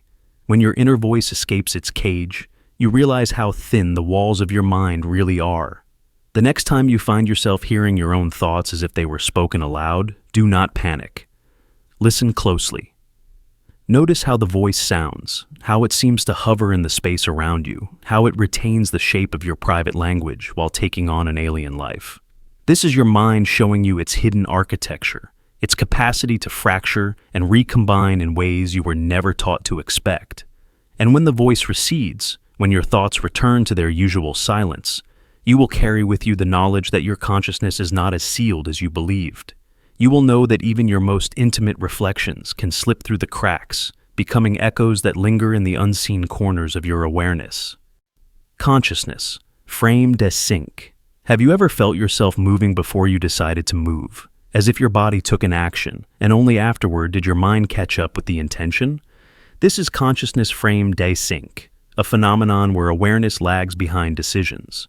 You might be walking, speaking, or reaching out your hand, and instead of feeling like you are authoring each motion in real time, it feels like you are watching yourself perform it, receiving the intention after the fact. Imagine standing in your kitchen, reaching for a glass of water. As your fingers close around it, you realize you didn't consciously decide to do it. The decision feels like it arrived a few moments late, a notification your mind received after your body was already committed. You could swear your awareness is operating on a delay, like watching a live broadcast with the audio slightly out of sync. This unsettling experience challenges one of your deepest assumptions, that you are in control, that intention precedes action, that you are the pilot rather than the passenger of your own life. But neuroscience shows your brain often initiates movement before you become aware of deciding. Decades ago, an experiment by Benjamin Libet found that a surge of electrical activity, the readiness potential, appeared in the brain hundreds of milliseconds before participants reported deciding to move. In other words, the brain prepared to act before the conscious intention surfaced. Critics debated whether this meant free will was an illusion, but the finding was clear. The machinery of action often starts before your awareness catches up.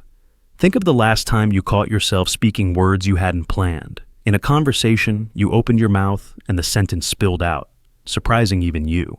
Only afterward did your conscious mind claim ownership, or consider driving a familiar route. Your hands turn the wheel, your foot shifts to the brake, and only a second later do you realize you've made a series of decisions without consciously thinking them through. Some people experience this desynchronization during high-stress moments. In an emergency, your body reacts, ducking, dodging, moving, while your awareness lags behind.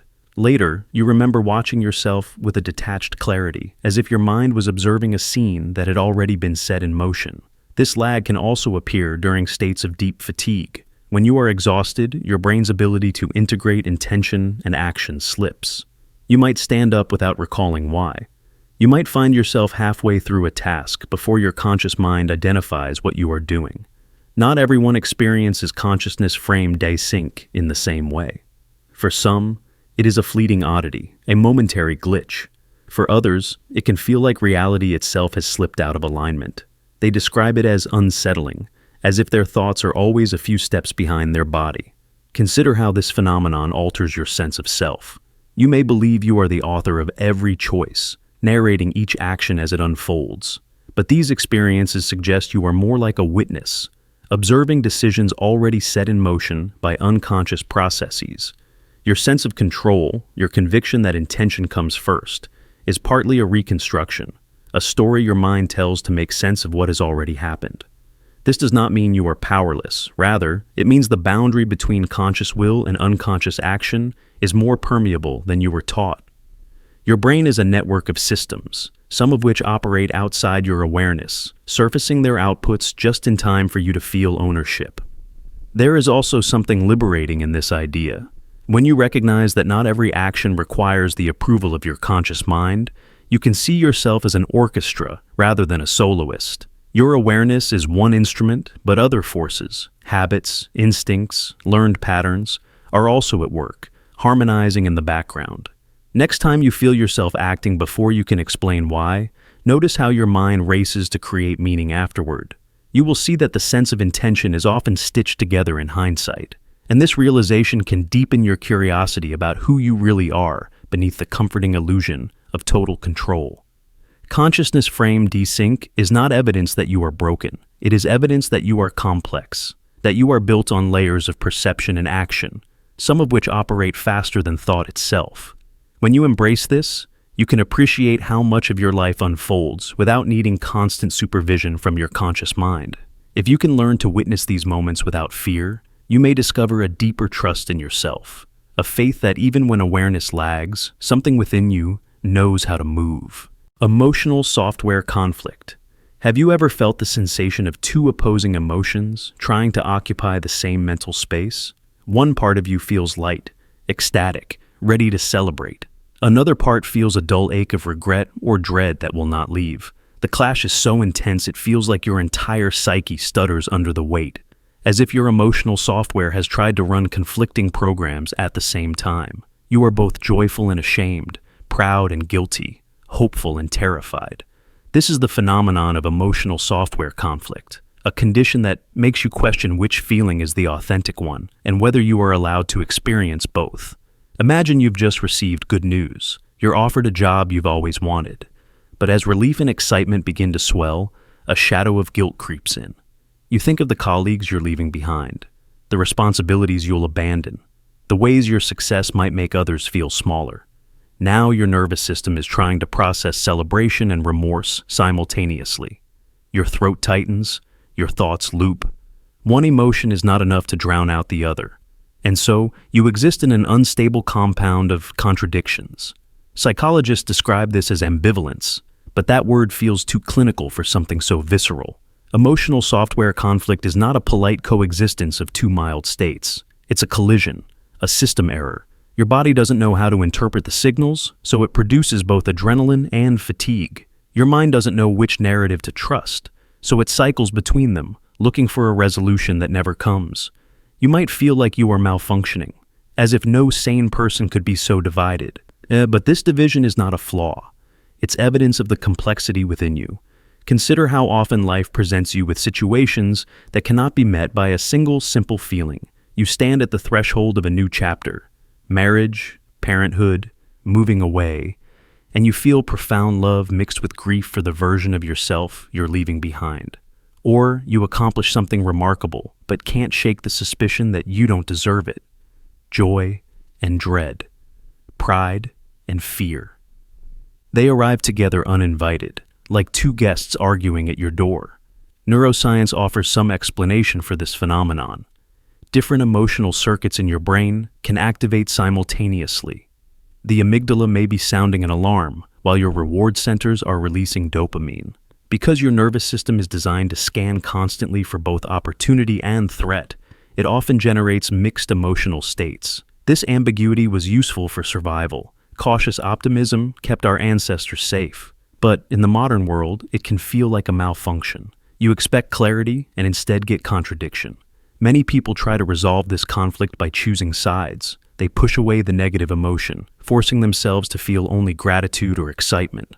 Or they let guilt and dread eclipse everything else.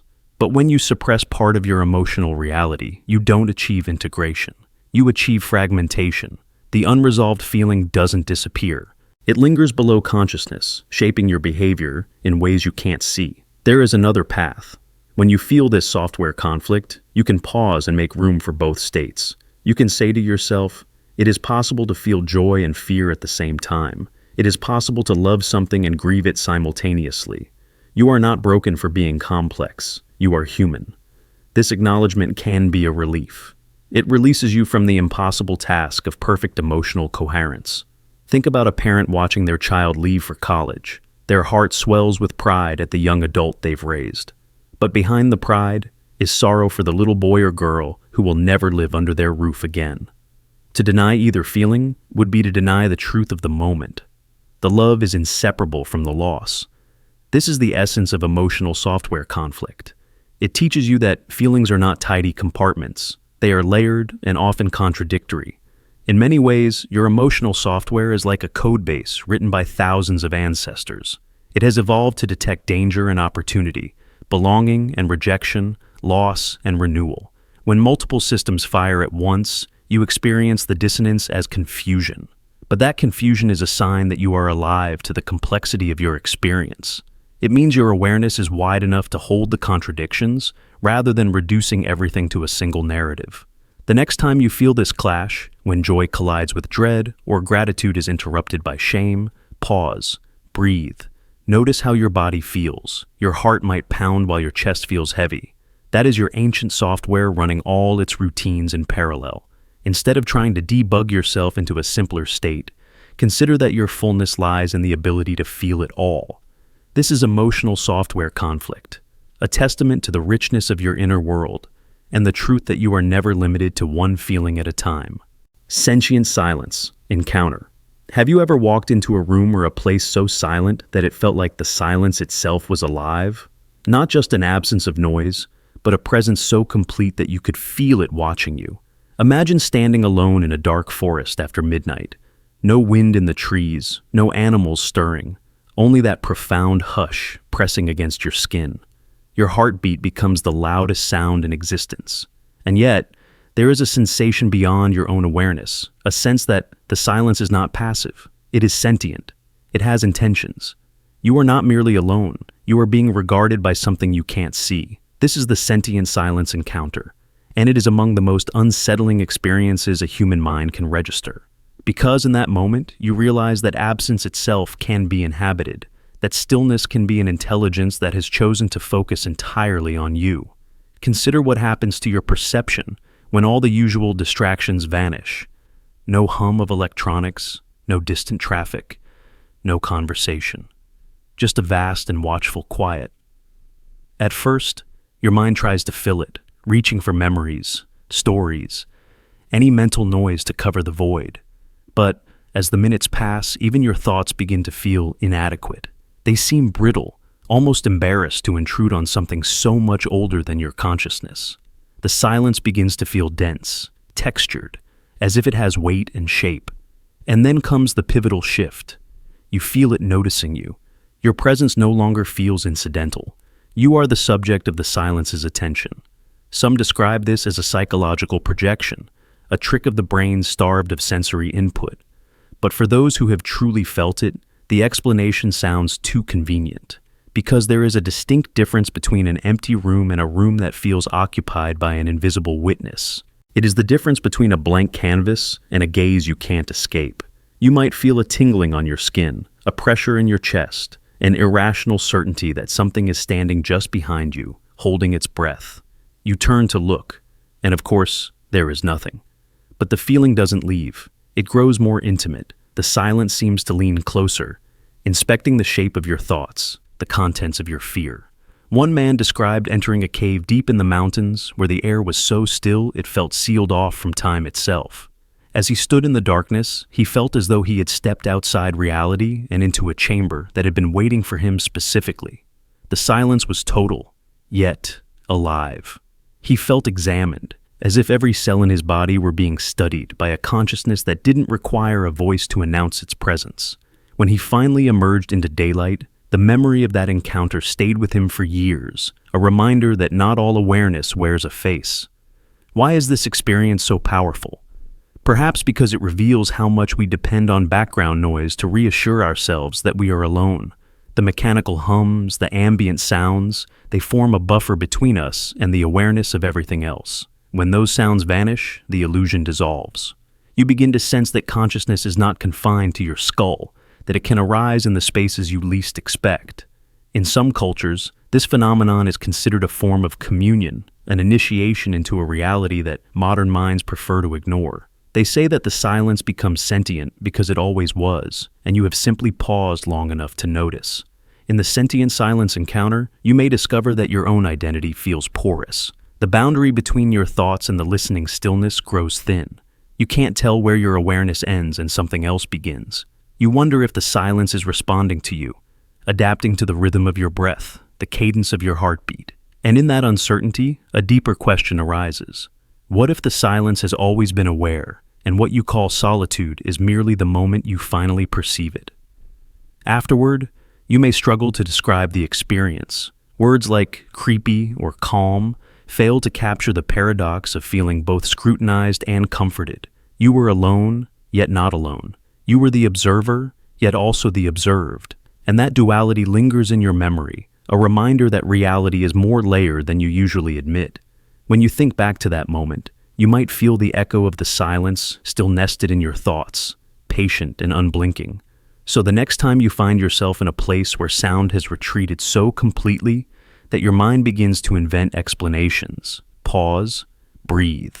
Allow yourself to feel the possibility that you are not just standing in an empty space. You are sharing it with an intelligence that doesn't need words or form to make its presence known. In that encounter, you may glimpse a truth older than any philosophy, that awareness is not limited to creatures with eyes and voices. Sometimes it waits in the spaces between, in the vast and sentient quiet that is always listening, always present, and always willing to meet you in the places where you finally dare to hear it. Conceptual gravity shift. You're walking through a familiar place, a hallway you've crossed 1,000 times, a room that has always felt like yours, and then, without warning, something shifts. A thought as simple as, "I am here," suddenly feels untrue. You look at your own hands and feel an uneasy vertigo, as if gravity itself has warped, and your consciousness is sliding off the surface of reality. This is what some call a conceptual gravity shift, a moment when the most basic, unquestioned assumptions about your existence lose their hold. It isn't a gentle doubt or a philosophical curiosity. It's a violent, disorienting sense that your core certainty has betrayed you. For a few seconds or minutes, you are unanchored. The sentence, "I am here," echoes in your mind, but it sounds foreign, brittle, wrong. This is not merely depersonalization or a mild dissociative episode. In depersonalization, you feel distant from yourself, as though observing your life through glass. In a conceptual gravity shift, the sense of wrongness is deeper. It feels like a rupture in the contract between you and reality itself. You aren't merely detached from your experience, you question whether your experience has any legitimate claim to existence at all. This fracture leaves your mind scrambling to rebuild the ground beneath your thoughts.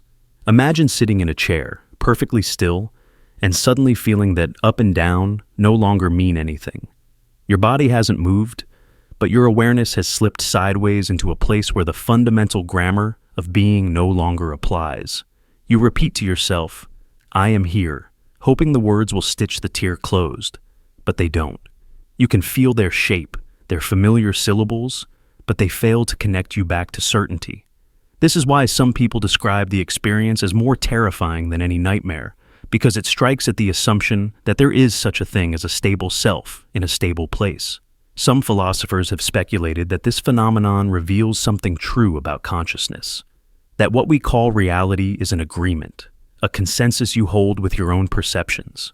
Most of the time, that agreement is effortless, invisible, automatic. But sometimes, under extreme stress or a flicker of neurological misfire, the agreement collapses. And when it does, you feel the ground of your identity tilt. You glimpse the possibility that you are only borrowing the idea of being here, and that the idea is much thinner than you believed. Consider a moment when you are perfectly calm. You are reading a book or staring out a window. Nothing in the world is threatening you.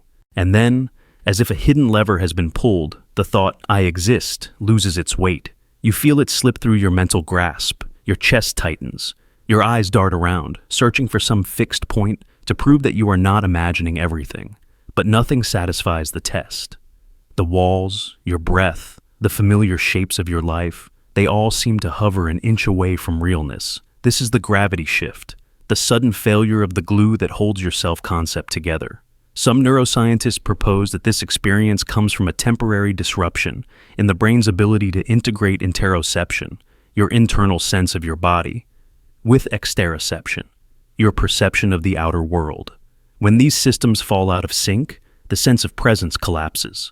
Others argue that it's a failure of what's called the predictive coding model, the brain's unconscious expectation that experience will continue to feel coherent.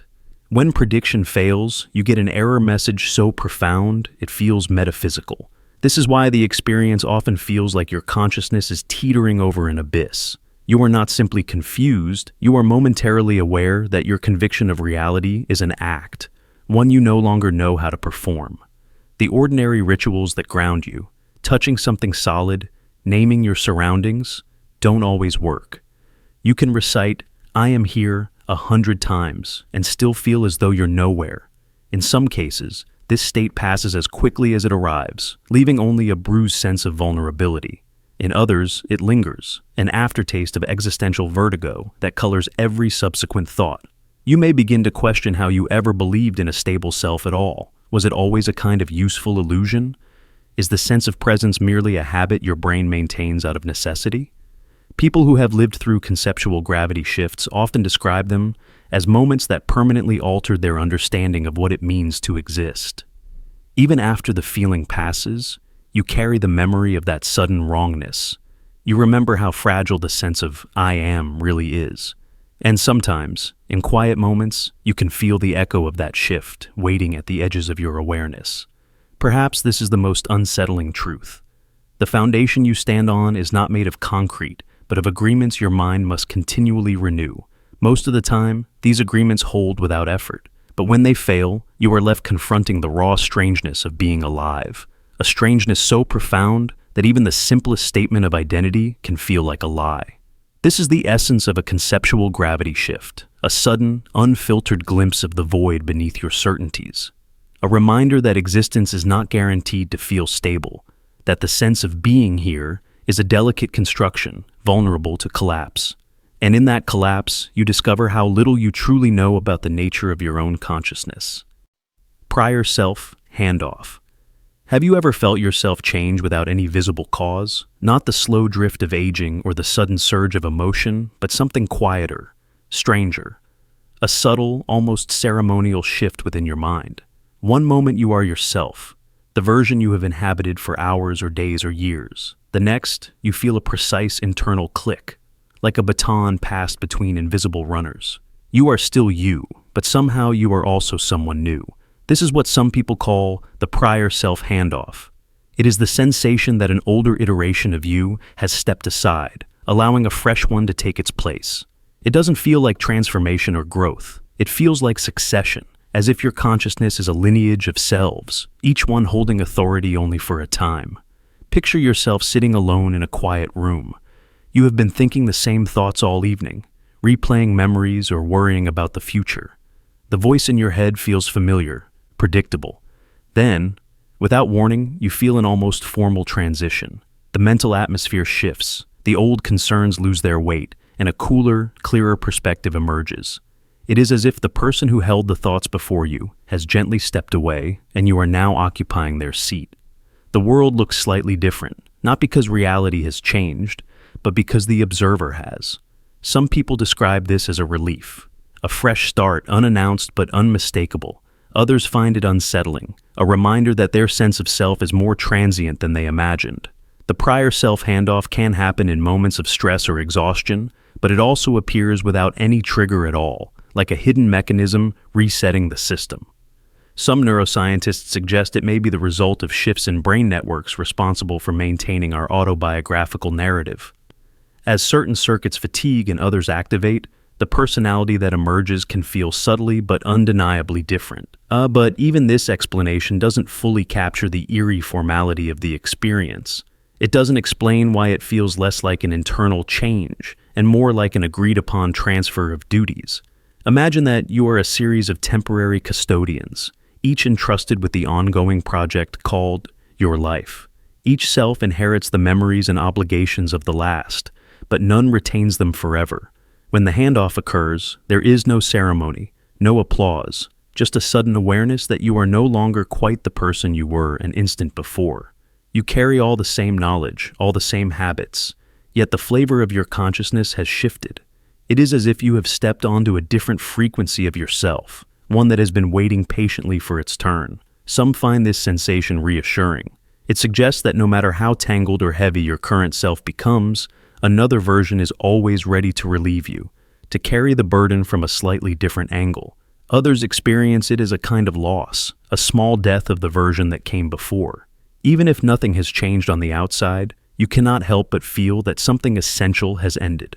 The prior self handoff is often fleeting, lasting only moments before you settle into the new iteration. But sometimes it marks a lasting transition. You look back on the time before the handoff and realize that you were operating under a different perspective, driven by priorities that now feel alien. You might even feel nostalgia for the prior self, as though you were remembering an old friend. The next time you feel this quiet baton pass, try to welcome it. Notice how seamless it is, how little resistance you feel as you yield the seat to the new occupant. Consider how many times in your life this has already happened, unnoticed.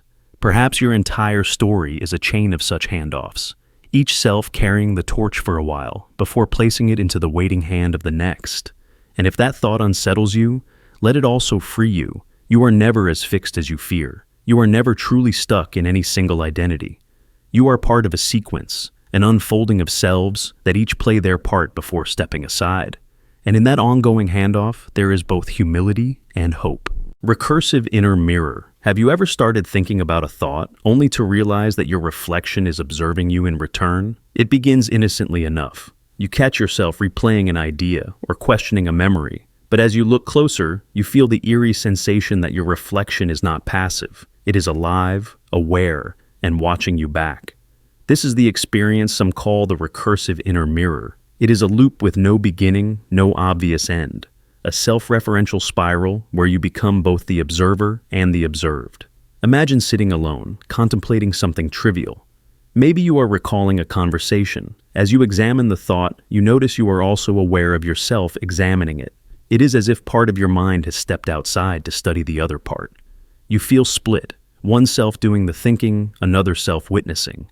But when you look at that witness, you discover it too is being observed. In that moment, you tumble into an infinite regress. Each layer of reflection spawns another, each observer spawning its own observer. No matter how you turn your attention, you never reach a final vantage point. The loop feels both unsettling and strangely profound. This experience is not a metaphor. It is something many people report in moments of intense self-awareness or introspection. Philosophers have called it metacognition, the mind's ability to reflect on its own processes. But when metacognition becomes recursive, when it doubles back on itself, it can dissolve your usual sense of a stable self. Think of standing between two mirrors facing each other. You see an endless corridor of reflections stretching into infinity. Each image is a copy of the last, smaller and more distant, yet somehow connected. The recursive inner mirror is like that, but within your own consciousness. Some describe it as disorienting, a mental vertigo that makes them question which version of themselves is real. Are you the thinker, the observer of the thought, or the observer of the observer? Others find it liberating, a glimpse beyond ordinary identity into something more spacious and impersonal, This phenomenon often appears during meditation, when the usual distractions fall away. You sit quietly, watching your thoughts. Then you realize you are watching yourself watch your thoughts. The moment you notice that, you become aware of yet another layer observing the whole process. If you keep tracing the loop, you will never find a final watcher. Instead, you discover that consciousness is a hall of mirrors, each reflection pointing to another. Neuroscientists have tried to map this with brain scans, identifying networks responsible for self-monitoring and meta-awareness. They find that as you think about thinking, additional regions activate, creating a layered experience of self-reference. But even with detailed maps of neural activity, the subjective feeling remains a mystery. Why does it feel so different to reflect on a thought versus simply having one? Why does recursive awareness feel almost as if you have stepped outside yourself? Some believe this is because your brain evolved to model not only the external world, but also its own internal states. This self-modeling helps you predict behavior, empathize, and plan. But when the model turns inward too many times, it creates an echo chamber that no longer points outward to reality. It only references itself. Consider how this affects your experience of identity. Most of the time, you assume you are a single, continuous self. But in the recursive inner mirror, that certainty dissolves. You realize you are a process, not a fixed entity, a constantly shifting perspective with no permanent center. This realization can be unsettling, especially if you are attached to the idea of a solid, unchanging core, but it can also be freeing. If there is no ultimate observer, then perhaps you are not trapped in any one viewpoint. You can move among perspectives, each as valid and provisional as the last. Next time you notice yourself thinking about a thought, pause before you pull back in confusion. Let yourself feel the strangeness without resisting. Notice how the mind tries to stabilize the loop by picking a vantage point. Then watch as that vantage point becomes another object of observation. If you stay with this experience, you might glimpse something that language struggles to describe, a space where awareness is aware of itself without collapsing into a single identity. In that space, you are not merely the thinker or the observer. You are the entire process unfolding moment by moment. The recursive inner mirror reminds you that consciousness is not a static container holding thoughts. It is a dynamic dance, a self-generating loop that creates the illusion of a fixed self. And if you look closely enough, you will see that every reflection is both real and empty, both intimate and infinite. Logic momentarily turns liquid. Have you ever been thinking so clearly, so precisely, that for a moment it feels as if your mind has become a flawless machine? Every idea connects. Every conclusion seems inevitable. But then, without warning, something shifts. The structure begins to dissolve. Logic turns liquid. You understand everything, and then nothing at all. Your thoughts slip through your grasp, melting into a swirl of emotion, abstraction, intuition. In this state, certainty evaporates. You are left floating in a space where no idea holds still long enough to examine. And just as suddenly, your mind crystallizes again.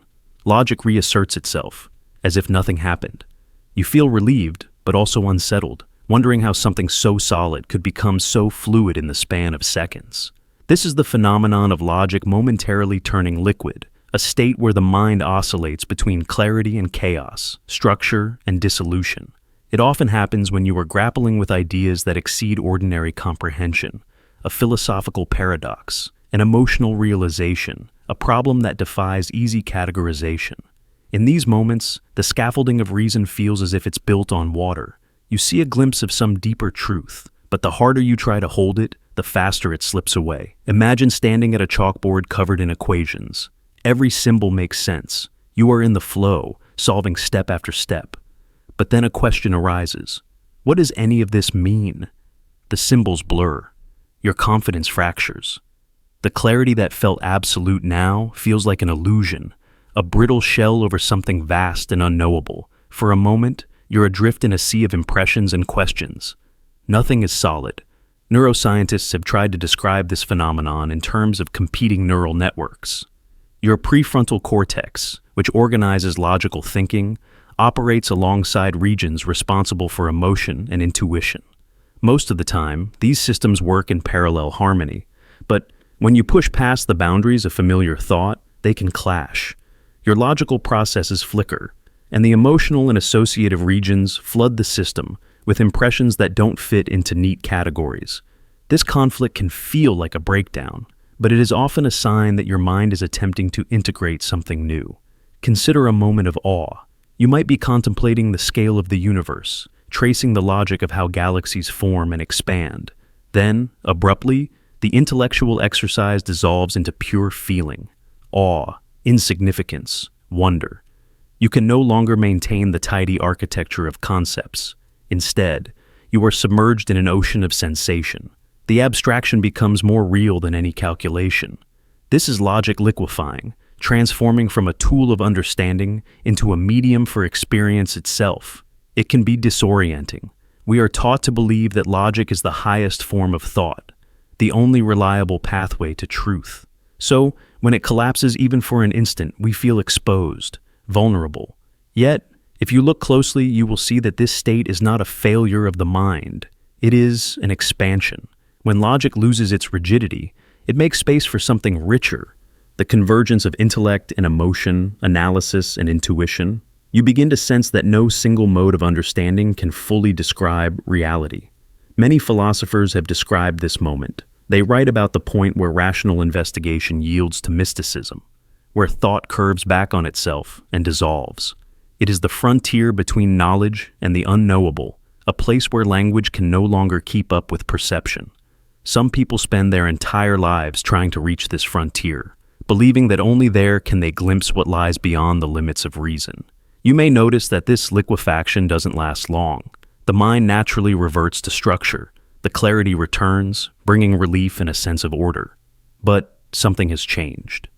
The experience leaves a residue, a reminder that logic is not as permanent as it seems. It is a useful construction, but it is still a construction. Underneath it is a deeper, more fluid reality. The next time you feel your understanding melting away, try not to panic. Observe it with curiosity. Let your thoughts flow without demanding that they harden into conclusions. Notice how emotion and abstraction rise to fill the space where certainty used to be. This is not a regression.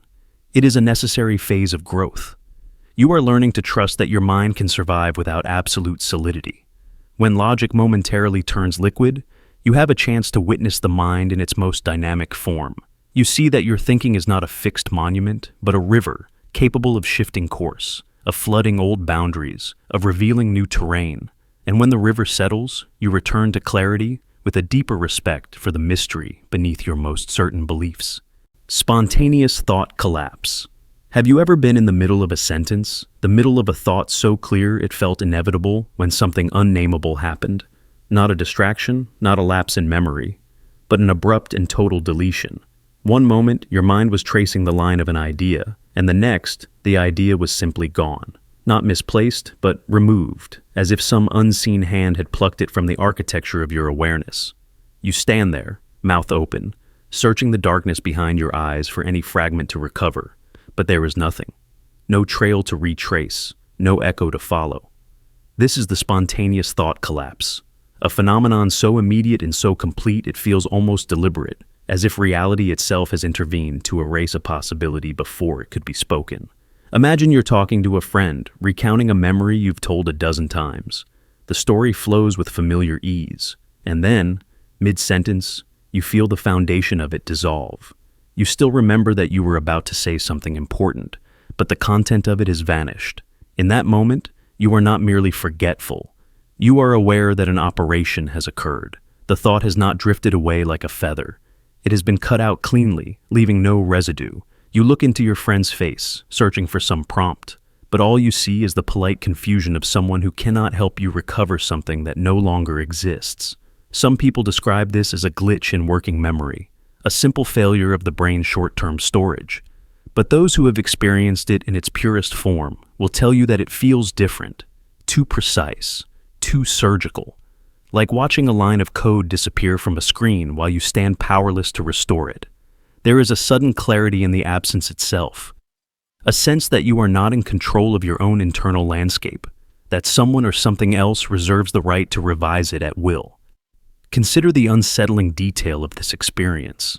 Unlike ordinary forgetting, which leaves a fuzzy outline or a sense of familiarity, spontaneous thought collapse leaves nothing behind but the awareness that there was once something there. It is like opening a book to a torn-out page. You know the narrative is incomplete, but you can't even guess what belonged in the empty space. And so, you are left with a hollow certainty, a perfect silhouette of the thought that used to be. This phenomenon is most often reported in moments of emotional intensity, when you are about to confess something vulnerable, when you are on the edge of an insight that feels too big to articulate. You sense the threshold of meaning approaching, and then, nothing. Some psychologists suggest this is a defense mechanism, the mind's way of protecting itself from information it is not ready to process. But there is another interpretation, one that is harder to dismiss. What if these collapses are not accidents at all? What if they are edits, interventions by a layer of reality that monitors the flow of thought and occasionally decides that a particular strand is not meant to be pursued?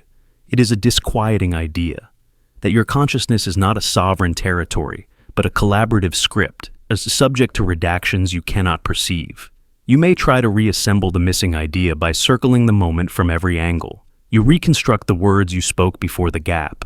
You revisit the emotion that accompanied it. But the more you probe, the more the absence resists definition. And in that resistance, you begin to suspect that the missing thought was never meant to be recovered, that its removal was an intentional act. Some people find this possibility unbearable. Others find it strangely comforting. The notion that there is an intelligence embedded in reality itself, gently guiding the boundaries of what you can know or say. In either case, the experience forces you to confront the limitations of your own authorship. You are not the sole creator of your thoughts. You are a participant in a process whose parameters you cannot fully control. So the next time you feel a thought collapse mid-sentence, do not rush to fill the void with noise. Pause. Feel the shape of the absence. Acknowledge the precision of it.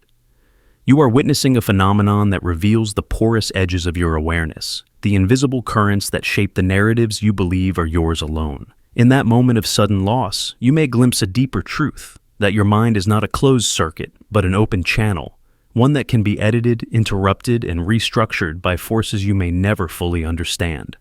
And perhaps, in the quiet aftermath of that deletion, you will find a new kind of humility, a recognition that the mystery of your own consciousness is far larger than you imagined, and that sometimes the most important part of thinking is learning to accept the thoughts you were never meant to keep. Sense of being multiple. You're sitting quietly, perhaps lost in thought, when something impossible begins to happen. For a few uncanny seconds, you are no longer a single observer. Instead, you feel several versions of yourself flickering in and out of awareness, layered over each other like overlapping transparencies. Each self carries its own subtle intentions, its own emotional tone, its own interpretation of what is unfolding. They all feel like you, but distinct, parallel selves inhabiting the same moment, each blinking through you in micro moments too fast to fully separate.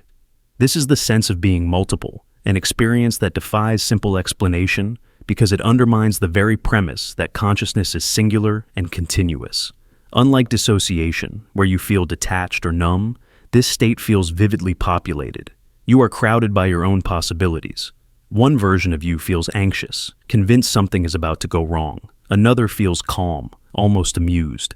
A third seems strangely indifferent, watching the other selves with curiosity. And somehow, you are all of them at once. It is not like adopting different moods or shifting between roles. It is simultaneous, a stack of awarenesses all sharing the same body.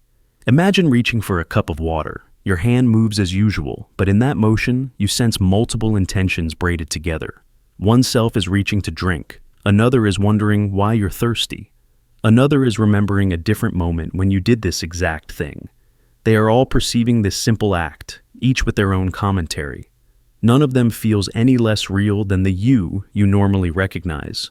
You don't feel like an actor playing a role. You feel like a chorus sharing a single voice. Some researchers describe this as a transient form of multiplicity, a fleeting expression of the brain's capacity to hold conflicting models of self. In ordinary life, these models are integrated into one coherent narrative. But sometimes, especially under stress or extreme introspection, the partitioning breaks down.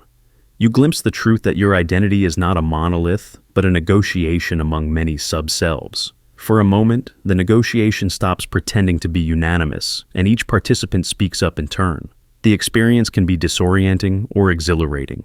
You may feel like you're about to fragment completely, worried that you'll never return to a singular perspective. Or you may feel a strange sense of liberation, as if you've discovered secret rooms in your own consciousness, rooms that have always been there, just outside the light of ordinary attention. Consider how this differs from the ordinary internal dialogue most people experience. You might hear thoughts that argue with each other, but in this state, the arguing voices don't feel hypothetical. They feel embodied. You feel them in your muscles, your breath, the tension in your jaw. One self wants to speak, another holds back. One wants to stand up, another remains seated. And for an instant, you are all of them. It's as though your awareness has fractured into a prism, refracting your experience into multiple colors of selfhood. This phenomenon raises profound questions about what it means to be a person. We are taught to believe there is only one I, a single consciousness piloting the body.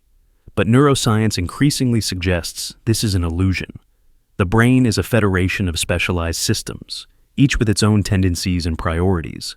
Most of the time, these systems merge into a seamless stream of experience. But sometimes the seams show, and you discover that you are not a single self, but a composite. People who have encountered the sense of being multiple often struggle to describe it afterward. They say it felt like they were watching themselves from several vantage points, or that they could feel a version of themselves from the past, sharing the moment with a version from the imagined future. It doesn't feel like psychosis. You still know who you are, you still recognize the world as real, but you also feel the truth that you is a plural noun disguised as singular. Afterward, you may feel a lingering wonder, or a quiet dread. You wonder how much of your life has been guided by selves you never noticed. You question whether your choices were ever truly unified, or merely the outcome of an internal consensus you were too distracted to hear. The memory of those overlapping perspectives can haunt you, reminding you that your consciousness is deeper and more layered than you can comfortably acknowledge. Some traditions describe this state as touching the many masks of the soul, a momentary awareness of all the selves you have been and all the selves you might become. Psychologists call it a dissociative microstate. Philosophers might call it an encounter with the multiplicity of being. Whatever name you give it, the experience leaves you humbled by the complexity within you. This is the essence of the sense of being multiple, a glimpse of your consciousness as it truly is, a vast, shifting ecology of selves, all whispering their interpretations of this moment, all longing to be heard. Reality language insertion. Have you ever been sitting quietly, your mind drifting between thoughts, when you suddenly hear a word you have never encountered before? Not just any word, but a word that feels as if it has always existed just beyond your awareness. The moment you hear it, something impossible happens. The word unlocks a comprehension so vast and perfect that for a heartbeat, you understand everything. You understand why you are here, why the world is the way it is, why your life has unfolded in precisely the way it has. This is the experience of reality language insertion, a moment when a single term seems to descend into your consciousness from a source you cannot name. It does not feel like imagination. It does not feel like invention. It feels like revelation. Imagine sitting on a park bench, your eyes unfocused, watching the trees shift in the wind. Your thoughts are ordinary, looping through plans and memories. Then, in the space between breaths, the word arrives. It comes with a resonance, a gravity that makes your chest tighten. The sound of it is alien, and yet it feels more familiar than your own name. The instant it touches your awareness, you feel the architecture of reality itself, clarifying. Every confusion, every contradiction in your life is illuminated by this single perfect syllable. You feel awe so intense that it borders on pain. You feel a certainty that if you could hold on to this word, you could explain everything to anyone. But before you can even repeat it, the word begins to dissolve. You try to fix it in your memory, to write it down, to say it out loud, but it disintegrates as if it was never truly meant to remain. What is left behind is the echo of understanding without the tool that delivered it. You are left with a hollow certainty that you glimpsed something beyond the boundaries of language. Some call this experience a glitch, a momentary scramble in the brain's language centers. Others describe it as a micro-epiphany, when the mind briefly generates a symbol so precise and so encompassing that it collapses under its own significance. But whatever explanation you choose, the sensation is unforgettable. It feels as though reality itself is communicating with you in a tongue you were only meant to hear once. The strangest part is how ordinary the moment seems afterward. You look around, expecting the world to be changed, but nothing has moved. The trees still sway. The sky remains blank and impassive. Yet, you feel transformed, as if your awareness has been widened by a fraction you can never reverse. You cannot remember the word itself, but you cannot forget that it happened. Sometimes, in dreams, the word returns for an instant, like a flicker on the edge of your perception. You wake up with tears in your eyes, certain that you almost recovered it, that you almost brought back the answer to a question you had never known you were asking. Imagine that somewhere in the hidden code of existence, there are concepts for which our languages have no counterpart, words that contain entire universes of understanding. And every so often, the boundary weakens, and one of these words slips through. But our minds, built to manage smaller truths, cannot hold the enormity. We experience a burst of meaning so complete that it cannot be sustained. So it vanishes, leaving only awe and longing. This is what makes reality language insertion so haunting. It suggests that there are truths waiting for us, truths so pure and total that they cannot be domesticated by memory or repetition. They must be felt in a single moment of surrender and then let go. The next time you find yourself haunted by the sense that something just beyond the edge of your perception is trying to speak to you, listen. Be still. When the word arrives, allow yourself to feel it fully, even if you cannot hold on to it, because in that instant, you will glimpse a part of yourself and a part of existence that is usually hidden. You will know, if only for a heartbeat, that there is a language beneath all languages, a vocabulary of pure reality that does not care whether you remember. It only asks that you recognize it when it appears. And when it disappears, you will be left with the strangest gift, the certainty that you once knew the answer to everything, and that knowledge does not always need to survive to matter. Flashback from nowhere. Have you ever been sitting in perfect calm when, without warning, an overwhelming memory floods your body? But it isn't a memory you recognize. Not from childhood, not from any dream you can recall. Just a raw, wordless experience that feels more real than the room you're sitting in. It carries a texture, a weight, and sometimes a pain so vivid it leaves you trembling. This is what some people call a flashback from nowhere, a sudden immersion in sensations that don't belong to your known story. Imagine you are drinking coffee on a quiet morning. You look out the window, and in the span of a heartbeat, you are no longer there. Your muscles tense, your chest tightens, and a sorrow you have never earned crashes through you. You feel it as if it were your own, but you cannot find its source. No images accompany it, only a sense of loss so ancient and specific that you can't shake it for hours afterward. Or picture this. You are falling asleep, your mind drifting. Suddenly your body jerks as if struck by invisible force. A memory of running, of falling, of clutching something precious you can't name. There are no words, no familiar places. Only the undeniable conviction that this happened somewhere, sometime, to someone who feels like you. Some scientists might call these episodes cryptomnesia, the resurfacing of forgotten material from your own past, hidden memories bubbling up in a form too fragmented to recognize. Others suggest they are emotional residues left by ancestral experiences, the echo of events encoded epigenetically in your nervous system. But whatever their origin, the effect is the same. They feel absolutely real. More than thoughts, they are a full-body certainty, a sensory imprint as solid as any waking memory. Consider how you react when these flashbacks arrive. Your rational mind scrambles to label them. Was this a dream I forgot? A hallucination? A trauma I repressed? But when you search for context, you find only emptiness. No explanation satisfies the intensity. You are left alone with the aftermath, a sorrow or fear that does not belong to any story you know.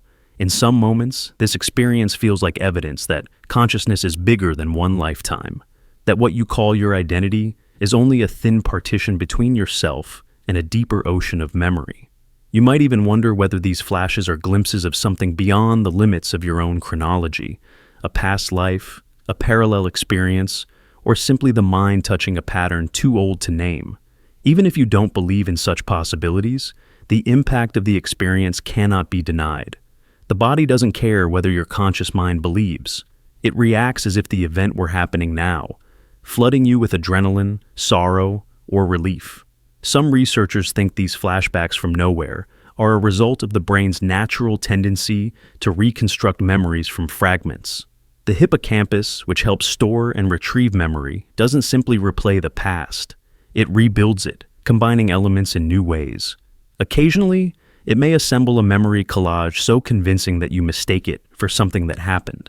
But if that were all there was to it, why do these experiences feel so specific, so saturated with detail you can't place? Why does the body respond as if it remembers something deeper than thought? People who experience them often describe a haunting certainty. It isn't imagination. It isn't invention. It is something remembered, even if no words can explain what. If this has ever happened to you, you know the peculiar loneliness it brings. You can't easily share it. You can't prove it. All you can do is sit with the feeling and wonder where it came from. But perhaps you don't need to force it into a category. Maybe it is enough to recognize that human consciousness is vast, layered, and sometimes unpredictable. That there are chambers within you that hold experiences older than your present understanding. Next time a flashback from nowhere arrives, try not to resist it. Let it move through you without demanding clarity. Notice how your body holds the memory even when your mind does not. Feel the texture of it, the rawness, the ache, or the comfort. You don't have to name it to honor it. You don't have to solve it to respect its reality. Sometimes, these moments are reminders that you are not confined to a single timeline, that your awareness is capable of holding far more than the narrow story you tell yourself. In the quiet afterward, as the feeling slowly subsides, you may discover a strange gratitude. Even when it hurts, these unclaimed memories remind you that you are part of something larger, that your existence is not just a sequence of days, but an unfolding mystery. Reflexive emotional mirror. Have you ever walked into a room and felt a sudden wave of sadness, anxiety, or joy before you even looked at anyone's face or heard a single word? It is as if an invisible current swept through the air, carrying an emotion that was never yours. You scan the space and finally see it. Someone in the corner, with their shoulders slumped, or eyes glistening, or lips lifted in a secret smile. In that instant, you realize you were feeling them before you knew it consciously. This is the phenomenon of the reflexive emotional mirror, the mind's uncanny ability to absorb someone else's state without context or intention. It happens faster than recognition, faster than analysis. You simply feel. This reflex is older than language, older than any culture. It is an evolutionary inheritance that once kept us alive. In ancient human tribes, your survival often depended on detecting the mood of the group before danger had a chance to announce itself. If a single member sensed threat, their fear spread like a signal through the collective nervous system. Today, the same mechanism is still active. Your mirror neurons fire when you see a gesture or posture that implies feeling, but they can also react to subtler cues, tension in the air, micro-expressions you don't register, or the slightest shifts in someone's breathing. Imagine standing at a party, holding a drink, trying to stay present. You haven't spoken to the man across the room, but you feel something dark and heavy pooling in your chest. A moment later, he begins to cry quietly. You realize that for those few seconds, his sorrow had already taken residence in you.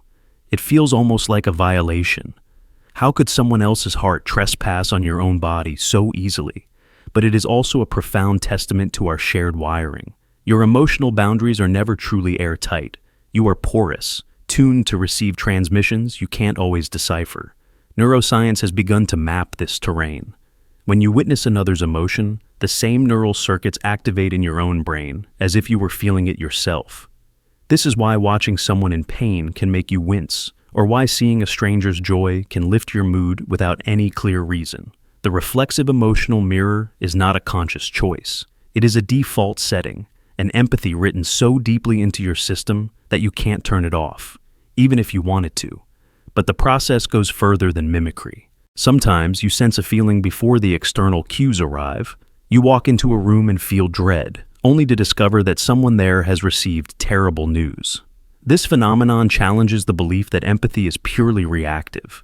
Instead, It suggests there is a preconscious layer of perception that detects subtle shifts in energy, micro-gestures, or perhaps something even less tangible. You are not merely observing emotion. You are participating in it, co-creating an atmosphere you can't fully explain. Consider the implications. If emotion transmits before context, then every interaction carries a hidden layer. Words may say one thing, but the unspoken feeling arrives first. It colors your perception, primes your reactions, and guides your intuition. This is why you sometimes trust your gut more than the story you're being told. You are responding to an emotional truth that precedes explanation. There is also a cost to this sensitivity. When you feel others' states reflexively, you can lose track of your own boundaries. You absorb tension that doesn't belong to you. You carry grief that isn't yours to solve. Over time, this can lead to burnout or emotional confusion.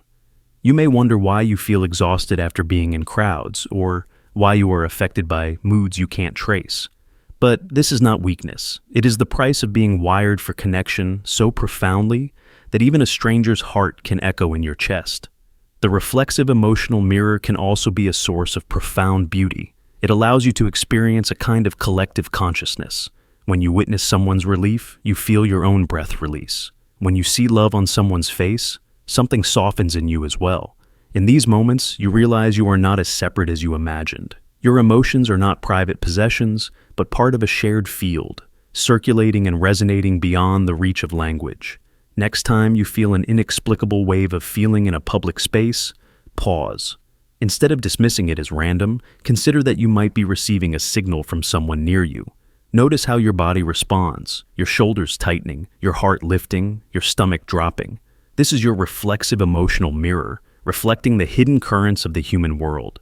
When you learn to trust this reflex without letting it drown you, you discover an unexpected gift: the ability to stand in solidarity with others without losing yourself. You can feel someone's pain without making it your identity. You can rejoice in someone's happiness without needing a reason. This is the quiet power of empathy that precedes understanding. You feel first, and only later, do you find the story that explains why. Body first, thought response. Have you ever noticed your body move before your mind understands why? A flinch that erupts from your muscles before your eyes register the threat. A sudden wave of tears that surges up your throat before you hear the words that justify them. It is as if your body is a second intelligence, faster, older, less concerned with explanation. This is the body first thought response, a phenomenon that reveals how little your conscious mind truly governs your reactions. In that moment, you discover that awareness does not begin in thought. It begins in the body, in the silent calculations of nerves and cells that sense reality before you can describe it. Picture yourself walking down a hallway, relaxed, thinking about something trivial. A fraction of a second before the door at the end swings open, you feel your shoulders tighten, your breath catch. You can't say why. There is no conscious perception of motion yet. But then the door bursts inward, confirming the tension your body already prepared for. Or imagine listening to someone you love, their voice steady, their expression calm, and suddenly, your chest constricts, your eyes sting. A heartbeat later, they confess something that changes everything. Your body wept before you knew there was a reason to weep. Some call this intuition. Others call it preconscious processing. Neuroscientists have discovered that the brain's prediction machinery constantly models what will happen next. These predictions trigger physiological changes long before your conscious awareness catches up. In milliseconds, your nervous system scans for threats, opportunities, or meaning, adjusting your heart rate, your breathing, your readiness to flee or embrace. Only afterward does your thinking mind assemble the narrative that makes sense of the sensation. You might believe you decided to feel fear, to cry, to brace yourself. But in truth, your body decided first. Your thoughts simply followed. This reversal can be unsettling because it challenges the myth that your mind sits in the pilot's seat, calmly directing your experience. Instead, it is as though you are a passenger receiving updates from a deeper intelligence that acts without consulting you. Some traditions have long accepted this hierarchy. Ancient texts describe the body as the original instrument of knowing, an organ of perception as vital as the brain. In modern times, we prefer to imagine ourselves as thinkers who happen to have bodies. But the body-first thought response proves that the opposite may be closer to the truth. Consider the story of a woman who, while crossing a street, was seized by the unshakable urge to step back onto the curb. No car was visible. No sound reached her ears. Yet, her body refused to move forward. A moment later, a vehicle sped around the corner, missing her by inches. She described the experience not as foresight, but as a kind of embodied certainty that bypassed her conscious understanding. She didn't think she was in danger. She felt it, in the tightening of her gut, in the stiffness of her legs. And in that split second, her body acted without permission. What makes this phenomenon even more intriguing is how it blurs the boundary between perception and memory. Sometimes, your body reacts not to what is present, but to something it has stored. A smell, a sound, a posture can trigger ancient responses, grief, fear, joy, that arrive before you remember why they matter. You may stand there, bewildered, as your eyes fill with tears you cannot explain. Only later, when you trace the chain of association, do you realize the body knew first. It remembered what your conscious mind forgot. There is a strange humility in recognizing how much of you operates below the threshold of thought. The intelligence in your skin, your lungs, your heartbeat is not less real than the intelligence in your words. It is older, more efficient, and often more honest. Because while your mind can rationalize almost anything, your body reacts only to what it perceives, in the moment, without the burden of justification. It tells you when something is wrong. It warns you when something precious is at risk. It signals truth before you can name it. So, the next time you feel your body move before your mind, pause. Do not dismiss it as reflex or superstition. Pay attention to the wisdom encoded in your flesh. That sudden tightening, that heat behind your eyes, that instinct to recoil or reach out. These are not errors. They are signals from the deeper strata of your awareness, the layers that kept your ancestors alive long before language was invented. They are evidence that your consciousness is not a single voice, but a chorus, and the body often sings first.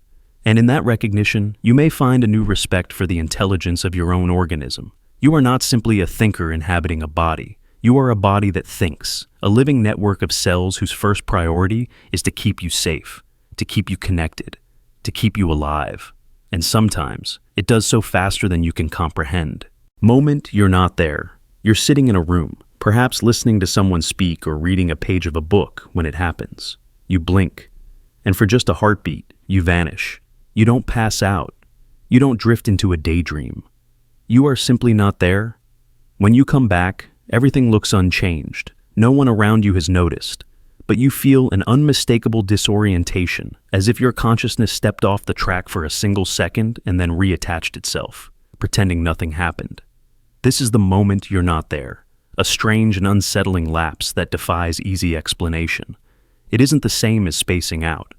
When you zone out, there's usually a vague awareness in the background, a soft hum of thought continuing without focus. In this experience, there is nothing. No inner monologue, no sense of time passing. Just a clean break, like a film reel missing a frame. When you return, your body feels subtly unfamiliar, as if you've borrowed it back after lending it to someone else. You look around, expecting to see evidence of what occurred in that missing instant. But the world gives no clues. Everything continues as if you never left. Scientists sometimes describe this as a micro-absence, a brief glitch in the continuity of consciousness. Small seizures in the temporal lobe can cause it. So can transient lapses in the brain's arousal system. But even when there is no clear neurological trigger, the experience feels profound. For a moment, you were not the observer of your life. You were nothing at all. Imagine standing at a crosswalk, waiting for the light to change. Your eyes are fixed on the signal. You feel the pressure of the moment, the cars moving, the air against your skin. Then, nothing. Not darkness, not confusion, just an absence. When you return, the light is green. Your foot is already stepping forward. You don't remember deciding to move. You have no idea how long you were gone. Was it a fraction of a second or something longer? Your heartbeat surges as you search for the missing time, but it's sealed away, inaccessible. Some philosophers argue that these moments expose the illusion of a continuous self. We like to believe our consciousness is an unbroken stream, an unshakable presence witnessing each moment. But the moment you're not there suggests otherwise. Your sense of identity is fragile, reliant on delicate neural synchrony. When that synchrony falters, even for a breath, you are extinguished. And when you return, you must rebuild the conviction that you were here all along. Consider how unsettling it is that no one notices when you vanish. If you told someone nearby, "I wasn't here just now," they might laugh, assuming you mean your attention wandered, but you know it was more than that. It was an annihilation, brief but absolute. And when it ends, you feel a tremor of existential doubt. If you can disappear so easily, what guarantees that you will always come back? Some people report that during these moments, their bodies keep functioning, breathing, blinking, even speaking. It's as if some autopilot mode continues the performance of being you, while the true observer has stepped out. This idea is more disturbing than any dream because it suggests that your sense of self may be less essential to your survival than you imagine. Your body doesn't need you as much as you think. It can go on without your awareness, perhaps indefinitely. After such an episode, you may feel an irrational need to test your reality. You touch familiar objects, repeat your name, look into a mirror. You search for proof that you are back in the same timeline, the same body, the same stream of experience, but the moment leaves an echo, a question that hovers in the background. What if you never fully returned? What if part of you is still outside, watching from some impossible vantage point? These moments are usually harmless, at least in a medical sense. They don't always indicate a disorder. They can happen to exhausted minds, overwhelmed nervous systems, or brains caught in the collision of too many competing signals.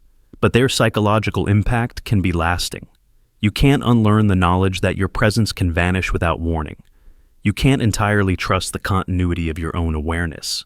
This is why people rarely talk about these experiences. They're too brief to explain, too unsettling to dismiss. They don't fit neatly into the categories of dream, seizure, or daydream. They are something stranger, a crack in the illusion that you are always here, always you. And maybe that's why they haunt you. Because in that second of absence, you glimpse a truth no one wants to face, that your existence is not a given, but a delicate performance that can be interrupted at any moment, without reason or warning. When you return, you pretend nothing happened. You pick up your conversation, turn the page, cross the street. But inside, you carry the secret. You remember the empty instant when you were not there, and no one noticed. The watcher behind attention. Have you ever been staring at something so intently, a candle flame, a page of text, the eyes of someone you love, that you suddenly felt something uncanny stir behind your awareness? Not the object you were studying, not the part of you doing the studying, but something else, something that watches you watch. This is what some call the watcher behind attention. It is a subtle, disorienting phenomenon that seems to reveal a hidden layer of perception beneath the ordinary flow of consciousness. Imagine sitting alone in a quiet room.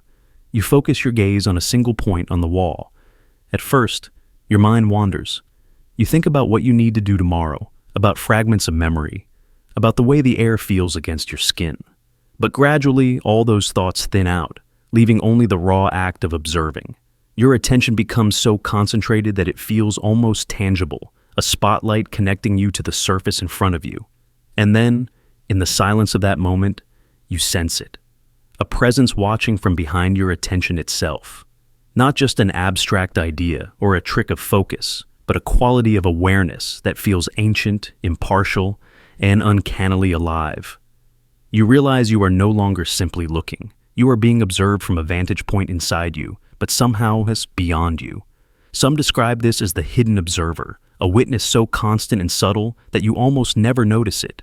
But once you do, it feels undeniable. The watcher does not comment or judge. It does not feel personal. It is simply there, registering every nuance of perception without interference. The first time you notice it, the sensation can be shocking, even frightening.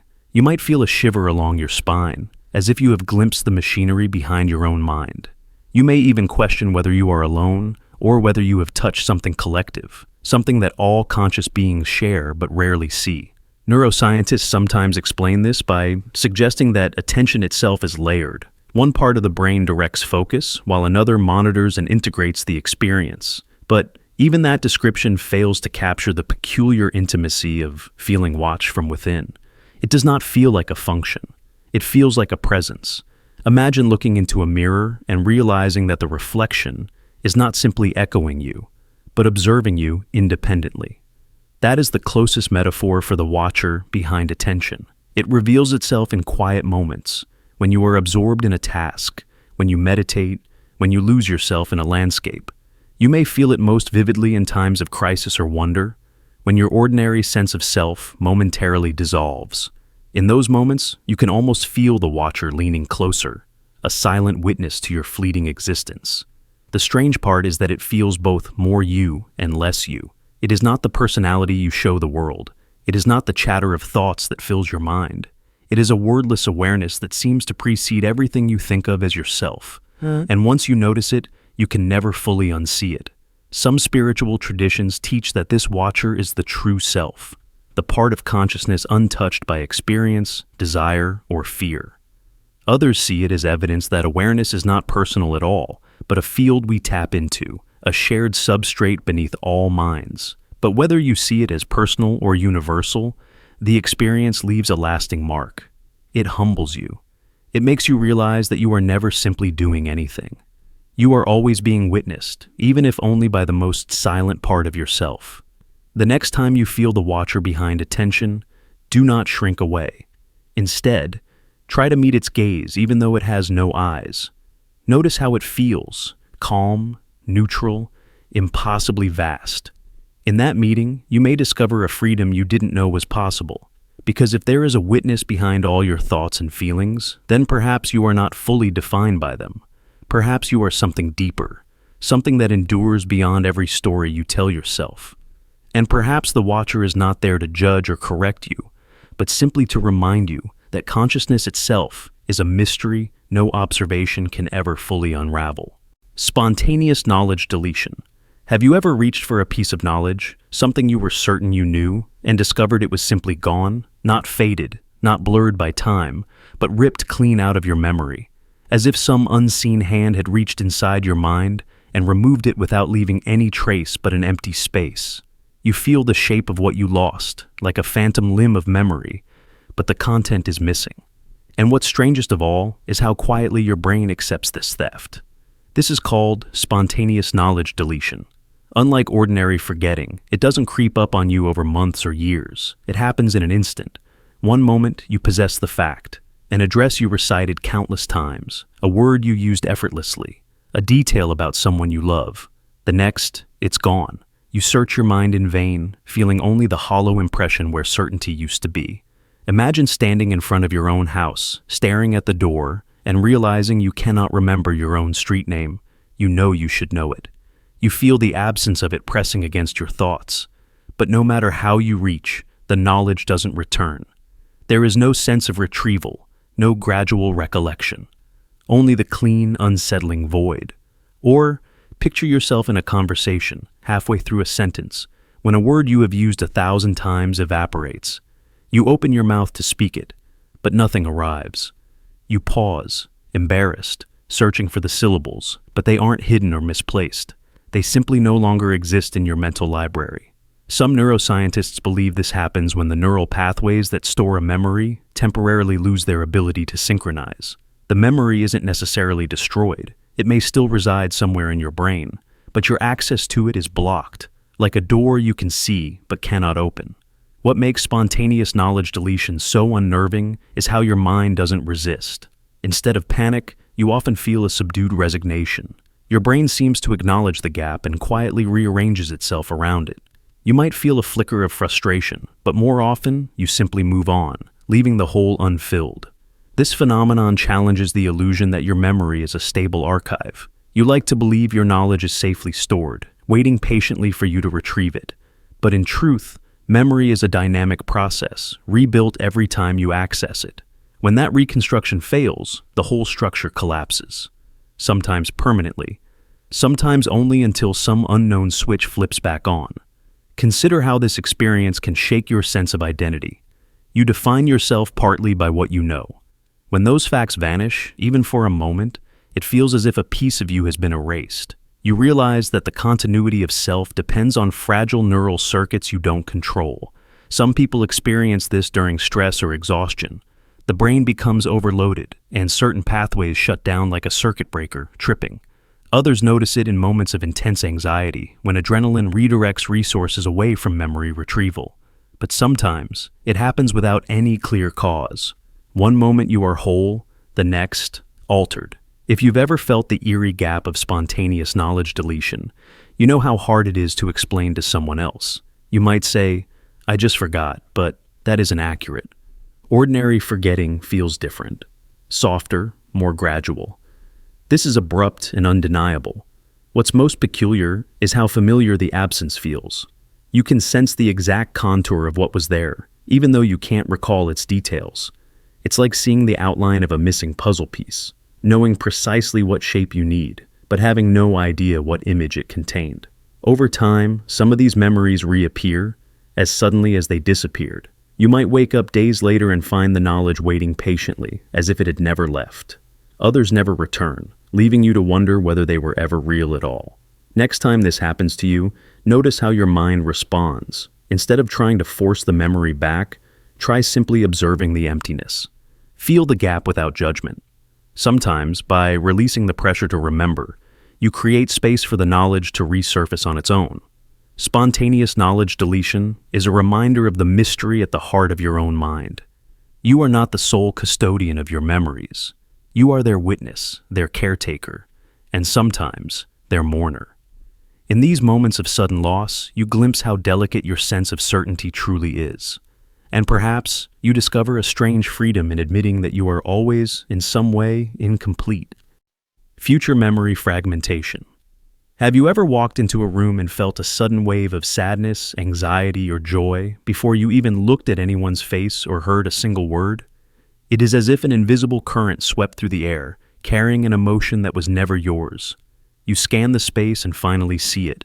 Someone in the corner, with their shoulders slumped, or eyes glistening, or lips lifted in a secret smile. In that instant, you realize you were feeling them before you knew it consciously. This is the phenomenon of the reflexive emotional mirror, the mind's uncanny ability to absorb someone else's state without context or intention. It happens faster than recognition, faster than analysis. You simply feel. This reflex is older than language, older than any culture. It is an evolutionary inheritance that once kept us alive. In ancient human tribes, your survival often depended on detecting the mood of the group before danger had a chance to announce itself. If a single member sensed threat, their fear spread like a signal through the collective nervous system. Today, the same mechanism is still active. Your mirror neurons fire when you see a gesture or posture that implies feeling, but they can also react to subtler cues, tension in the air, micro-expressions you don't register, or the slightest shifts in someone's breathing. Imagine standing at a party, holding a drink, trying to stay present. You haven't spoken to the man across the room, but you feel something dark and heavy pooling in your chest. A moment later, he begins to cry quietly. You realize that for those few seconds, his sorrow had already taken residence in you. It feels almost like a violation. How could someone else's heart trespass on your own body so easily? But it is also a profound testament to our shared wiring. Your emotional boundaries are never truly airtight. You are porous, tuned to receive transmissions you can't always decipher. Neuroscience has begun to map this terrain. When you witness another's emotion, the same neural circuits activate in your own brain, as if you were feeling it yourself. This is why watching someone in pain can make you wince, or why seeing a stranger's joy can lift your mood without any clear reason. The reflexive emotional mirror is not a conscious choice. It is a default setting, an empathy written so deeply into your system that you can't turn it off, even if you wanted to. But the process goes further than mimicry. Sometimes you sense a feeling before the external cues arrive. You walk into a room and feel dread, only to discover that someone there has received terrible news. This phenomenon challenges the belief that empathy is purely reactive. Instead, it suggests there is a pre-conscious layer of perception that detects subtle shifts in energy, micro-gestures, or perhaps something even less tangible. You are not merely observing emotion, you are participating in it, co-creating an atmosphere you can't fully explain. Consider the implications. If emotion transmits before context, then every interaction carries a hidden layer. Words may say one thing, but the unspoken feeling arrives first. It colors your perception, primes your reactions, and guides your intuition. This is why you sometimes trust your gut more than the story you're being told. You are responding to an emotional truth that precedes explanation. There is also a cost to this sensitivity. When you feel others' states reflexively, you can lose track of your own boundaries. You absorb tension that doesn't belong to you. You carry grief that isn't yours to solve. Over time, this can lead to burnout or emotional confusion. You may wonder why you feel exhausted after being in crowds, or why you are affected by moods you can't trace. But this is not weakness. It is the price of being wired for connection so profoundly that even a stranger's heart can echo in your chest. The reflexive emotional mirror can also be a source of profound beauty. It allows you to experience a kind of collective consciousness. When you witness someone's relief, you feel your own breath release. When you see love on someone's face, something softens in you as well. In these moments, you realize you are not as separate as you imagined. Your emotions are not private possessions, but part of a shared field, circulating and resonating beyond the reach of language. Next time you feel an inexplicable wave of feeling in a public space, pause. Instead of dismissing it as random, consider that you might be receiving a signal from someone near you. Notice how your body responds, your shoulders tightening, your heart lifting, your stomach dropping. This is your reflexive emotional mirror, reflecting the hidden currents of the human world. When you learn to trust this reflex without letting it drown you, you discover an unexpected gift. The ability to stand in solidarity with others without losing yourself. You can feel someone's pain without making it your identity. You can rejoice in someone's happiness without needing a reason. This is the quiet power of empathy that precedes understanding. You feel first, and only later do you find the story that explains why. Rehearsal that never happened. Have you ever stepped into a moment so familiar that it felt scripted, as if you had rehearsed it over and over in some hidden theater of your mind? You look around the room. Every detail feels precise, as if you had studied it in advance. The way the light lands on the floor, the expression on the other person's face, even the cadence of your own voice as you speak. You are sure you've been here before, not in a vague, dreamlike sense, but with the certainty of repetition. Yet, when you search your memories, there is nothing to explain it.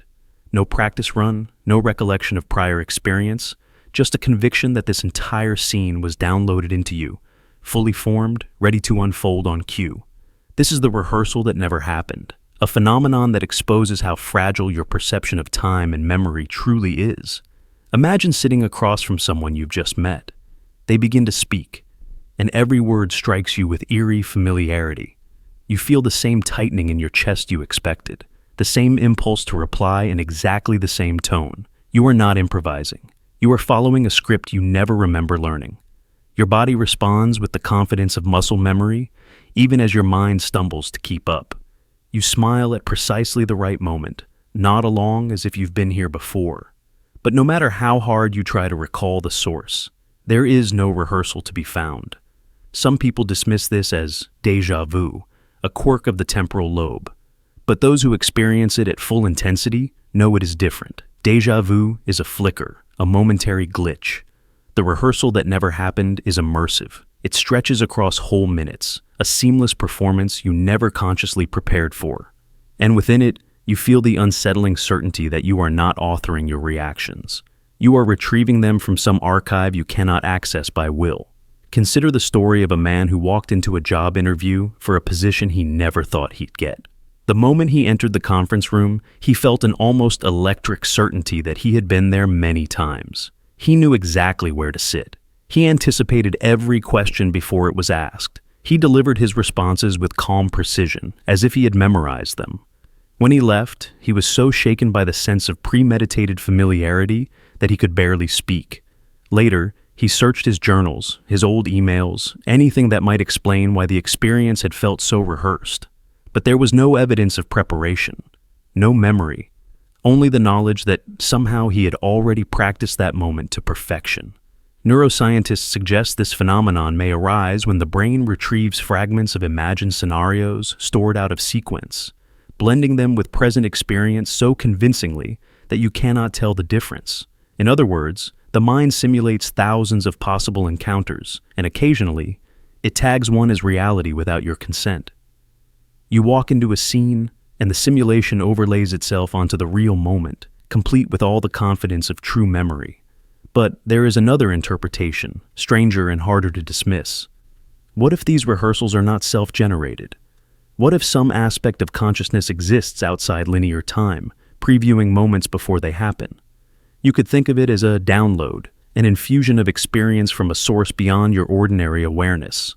In that view, you did rehearse this moment, just not in any place your waking mind can visit. You practiced in a hidden theater of consciousness, a space where past, present, and future coalesce into a single tapestry of potential. This perspective is unsettling because it suggests that your sense of agency may be more limited than you believe. If you can recall practicing something you never did, what else have you already rehearsed without knowing? How much of your life is improvised, and how much is the playing out of scripts you didn't consciously write? So the next time you find yourself in a conversation you are certain you've already had, in a place you swear you've already stood, pause. Notice the uncanny ease with which you respond. Feel the confidence that doesn't seem to belong to you. You are witnessing the fragile boundary between memory and premonition, imagination and perception. You are experiencing the rehearsal that never happened, or perhaps the rehearsal that happened somewhere you can't remember. And in that moment, you may glimpse a deeper truth, that your consciousness is not a single timeline, but a web of overlapping possibilities. Some you will remember, some you will never access again, and some will arrive fully formed, demanding only that you step onto the stage and speak your lines as if you've known them forever. Inner timeline divergence. You're sitting in a familiar place, the world moving around you in ordinary ways, when you sense a split opening inside you. It's not dramatic at first, just a subtle dissonance between your thoughts and your emotions. But as you try to focus, you realize something more profound is happening. Your mind insists you are here, anchored in this moment, alive to every detail. But your feelings tell a different story. They whisper that this moment has already passed, that you have already left, that you are remembering the present from some point beyond it.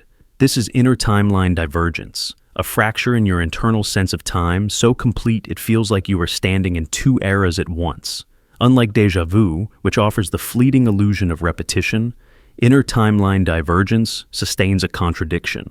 Your rational mind clings to the evidence, this chair, this breath, this voice, and yet your emotions are already grieving your departure, as if your presence were only an echo. You feel the ache of nostalgia for something still unfolding before your eyes. Imagine speaking to someone you love. You hear their words in real time. You nod, you respond. But somewhere in your chest, a quiet sorrow blooms because you feel, with a certainty you can't explain, that this conversation is already over. You aren't simply afraid it will end. You feel as though it ended long ago, and you are a spectator revisiting the memory. The experience isn't comforting. It's uncanny.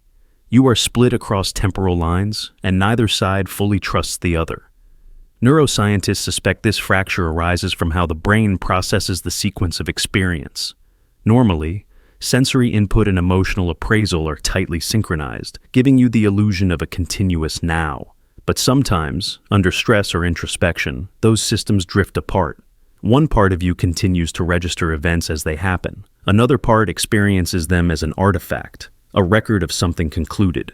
When these signals diverge, you feel your own presence fragmenting. Some describe it as an existential vertigo, a sense that time is no longer a river carrying you forward, but a loop in which you are both observer and participant.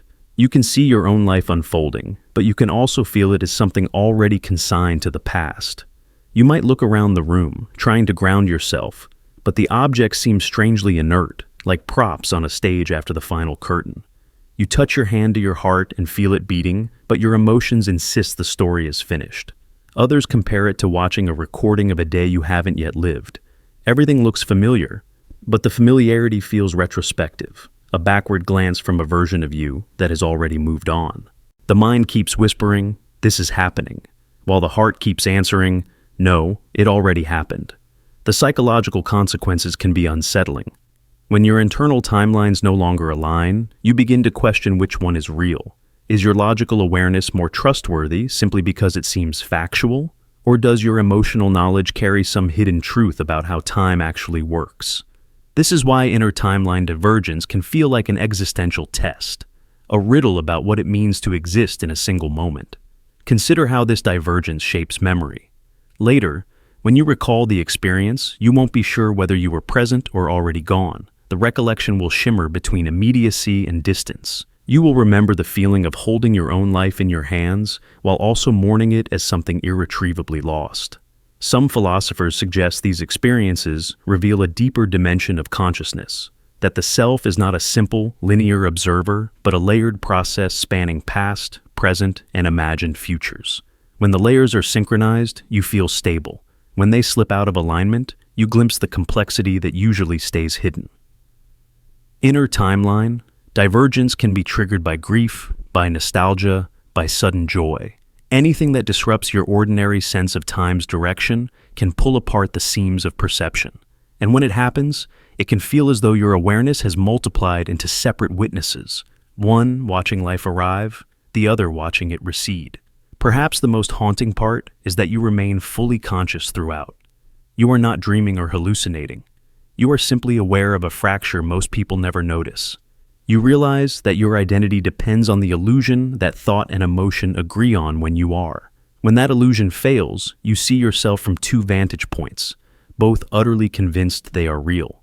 When the feeling passes, you may struggle to explain it to others. You might say, "I felt like I was already remembering what hadn't happened yet." Or, "It felt like my body was here, but my emotions were somewhere beyond."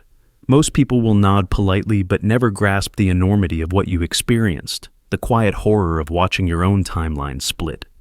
This is the essence of inner timeline divergence, the moment when the self you trust fractures into two temporal witnesses, each certain of its truth. A moment that leaves you questioning whether time is a path you walk, or a story you tell yourself to feel less alone. Background, hum of doubt. Have you ever had the uneasy sense that even when you feel certain about your choices, your identity, your place in the world, there is something beneath all that certainty that hums quietly, never pausing, never allowing you to feel fully convinced? It isn't a voice. It isn't even a thought. It's more like a vibration, a low, persistent frequency that threads itself through everything you do. Some people call it the background hum of doubt. You could mistake it for anxiety, but anxiety is sharper, more urgent, more frantic. Anxiety feels like your mind racing to escape some hidden threat. The hum of doubt doesn't chase you. It doesn't care if you notice it. It simply waits, humming softly like an engine idling beneath the floorboards of your life. It's the feeling you get when you're standing in line at a grocery store, rehearsing some small script in your head, how you'll greet the cashier, what you'll say if the price rings up wrong, and suddenly you feel a hollow in your chest, as if you've been caught pretending. You look around, but nothing has changed. No one is watching you, yet the feeling remains. A quiet certainty that all this, your practiced smile, your polite voice, your list of groceries, belongs to a story you don't fully believe. This is not depression. It isn't numbness. It's more like a trace memory of something truer you once knew. A memory you can't quite bring into focus. Some people try to explain it as an evolutionary adaptation, a way our minds keep us questioning, alert to unseen dangers. But that doesn't account for the way it feels. Personal, intimate, like a private message you're not allowed to read. The hum can follow you anywhere. You can be sitting in a meeting, nodding along, or walking through a forest, savoring the quiet. And there it is again. It is patient, unhurried. It never insists that you listen to it. But the more you pretend you can't hear it, the louder it seems to become, until even your happiest moments feel layered over something you don't have words for. You may think you can silence it by achieving more, by improving yourself, by proving you are worthy. For a while, it seems to work. You get the job. You find the relationship. You build the version of yourself you always wanted. But in the quiet, after the applause, the hum returns, unchanged. It is the feeling of remembering you are in a lie, not a deliberate deception, but the unspoken agreement you made with yourself, that you know what this life is, that your stories about it are complete. The hum is the echo of the part of you that knows those stories are temporary scaffolding, that the truth beneath them is stranger and less certain. Some people find this sensation unbearable, so they drown it in noise, constant distraction, endless screens, relentless busyness. But no matter how you try to bury it, the hum waits. It is always waiting for the moment you slow down enough to feel it again. Others learn to sit with it, to treat it as a reminder that certainty is always partial, always provisional. They find a strange kind of peace in acknowledging that every explanation they've ever believed is incomplete. Imagine if you could meet this hum like an old friend instead of an enemy. If you could greet it each time it surfaces, not with fear, but with curiosity. What would it say if it could speak? Maybe it would tell you that you are free, because you are not required to pretend that you know exactly who you are. Maybe it would whisper that everyone feels this hum, though most are too frightened to admit it. Or maybe it would say nothing, content to simply vibrate through you as a living question you never have to answer. The next time you feel that low frequency pulsing beneath your thoughts, pause. Let yourself feel it fully. Notice how it's different from fear or despair. Notice how it doesn't demand you change anything. It simply invites you to remember that all the stories you tell yourself are stories, and that beneath them is something unnameable and vast. You don't have to resolve it. You don't have to fix it. You only have to acknowledge it is there. And when you do, you may discover that the hum is not proof that you are failing or lost. It is proof that you are alive enough to sense the deeper questions that no answer can fully satisfy.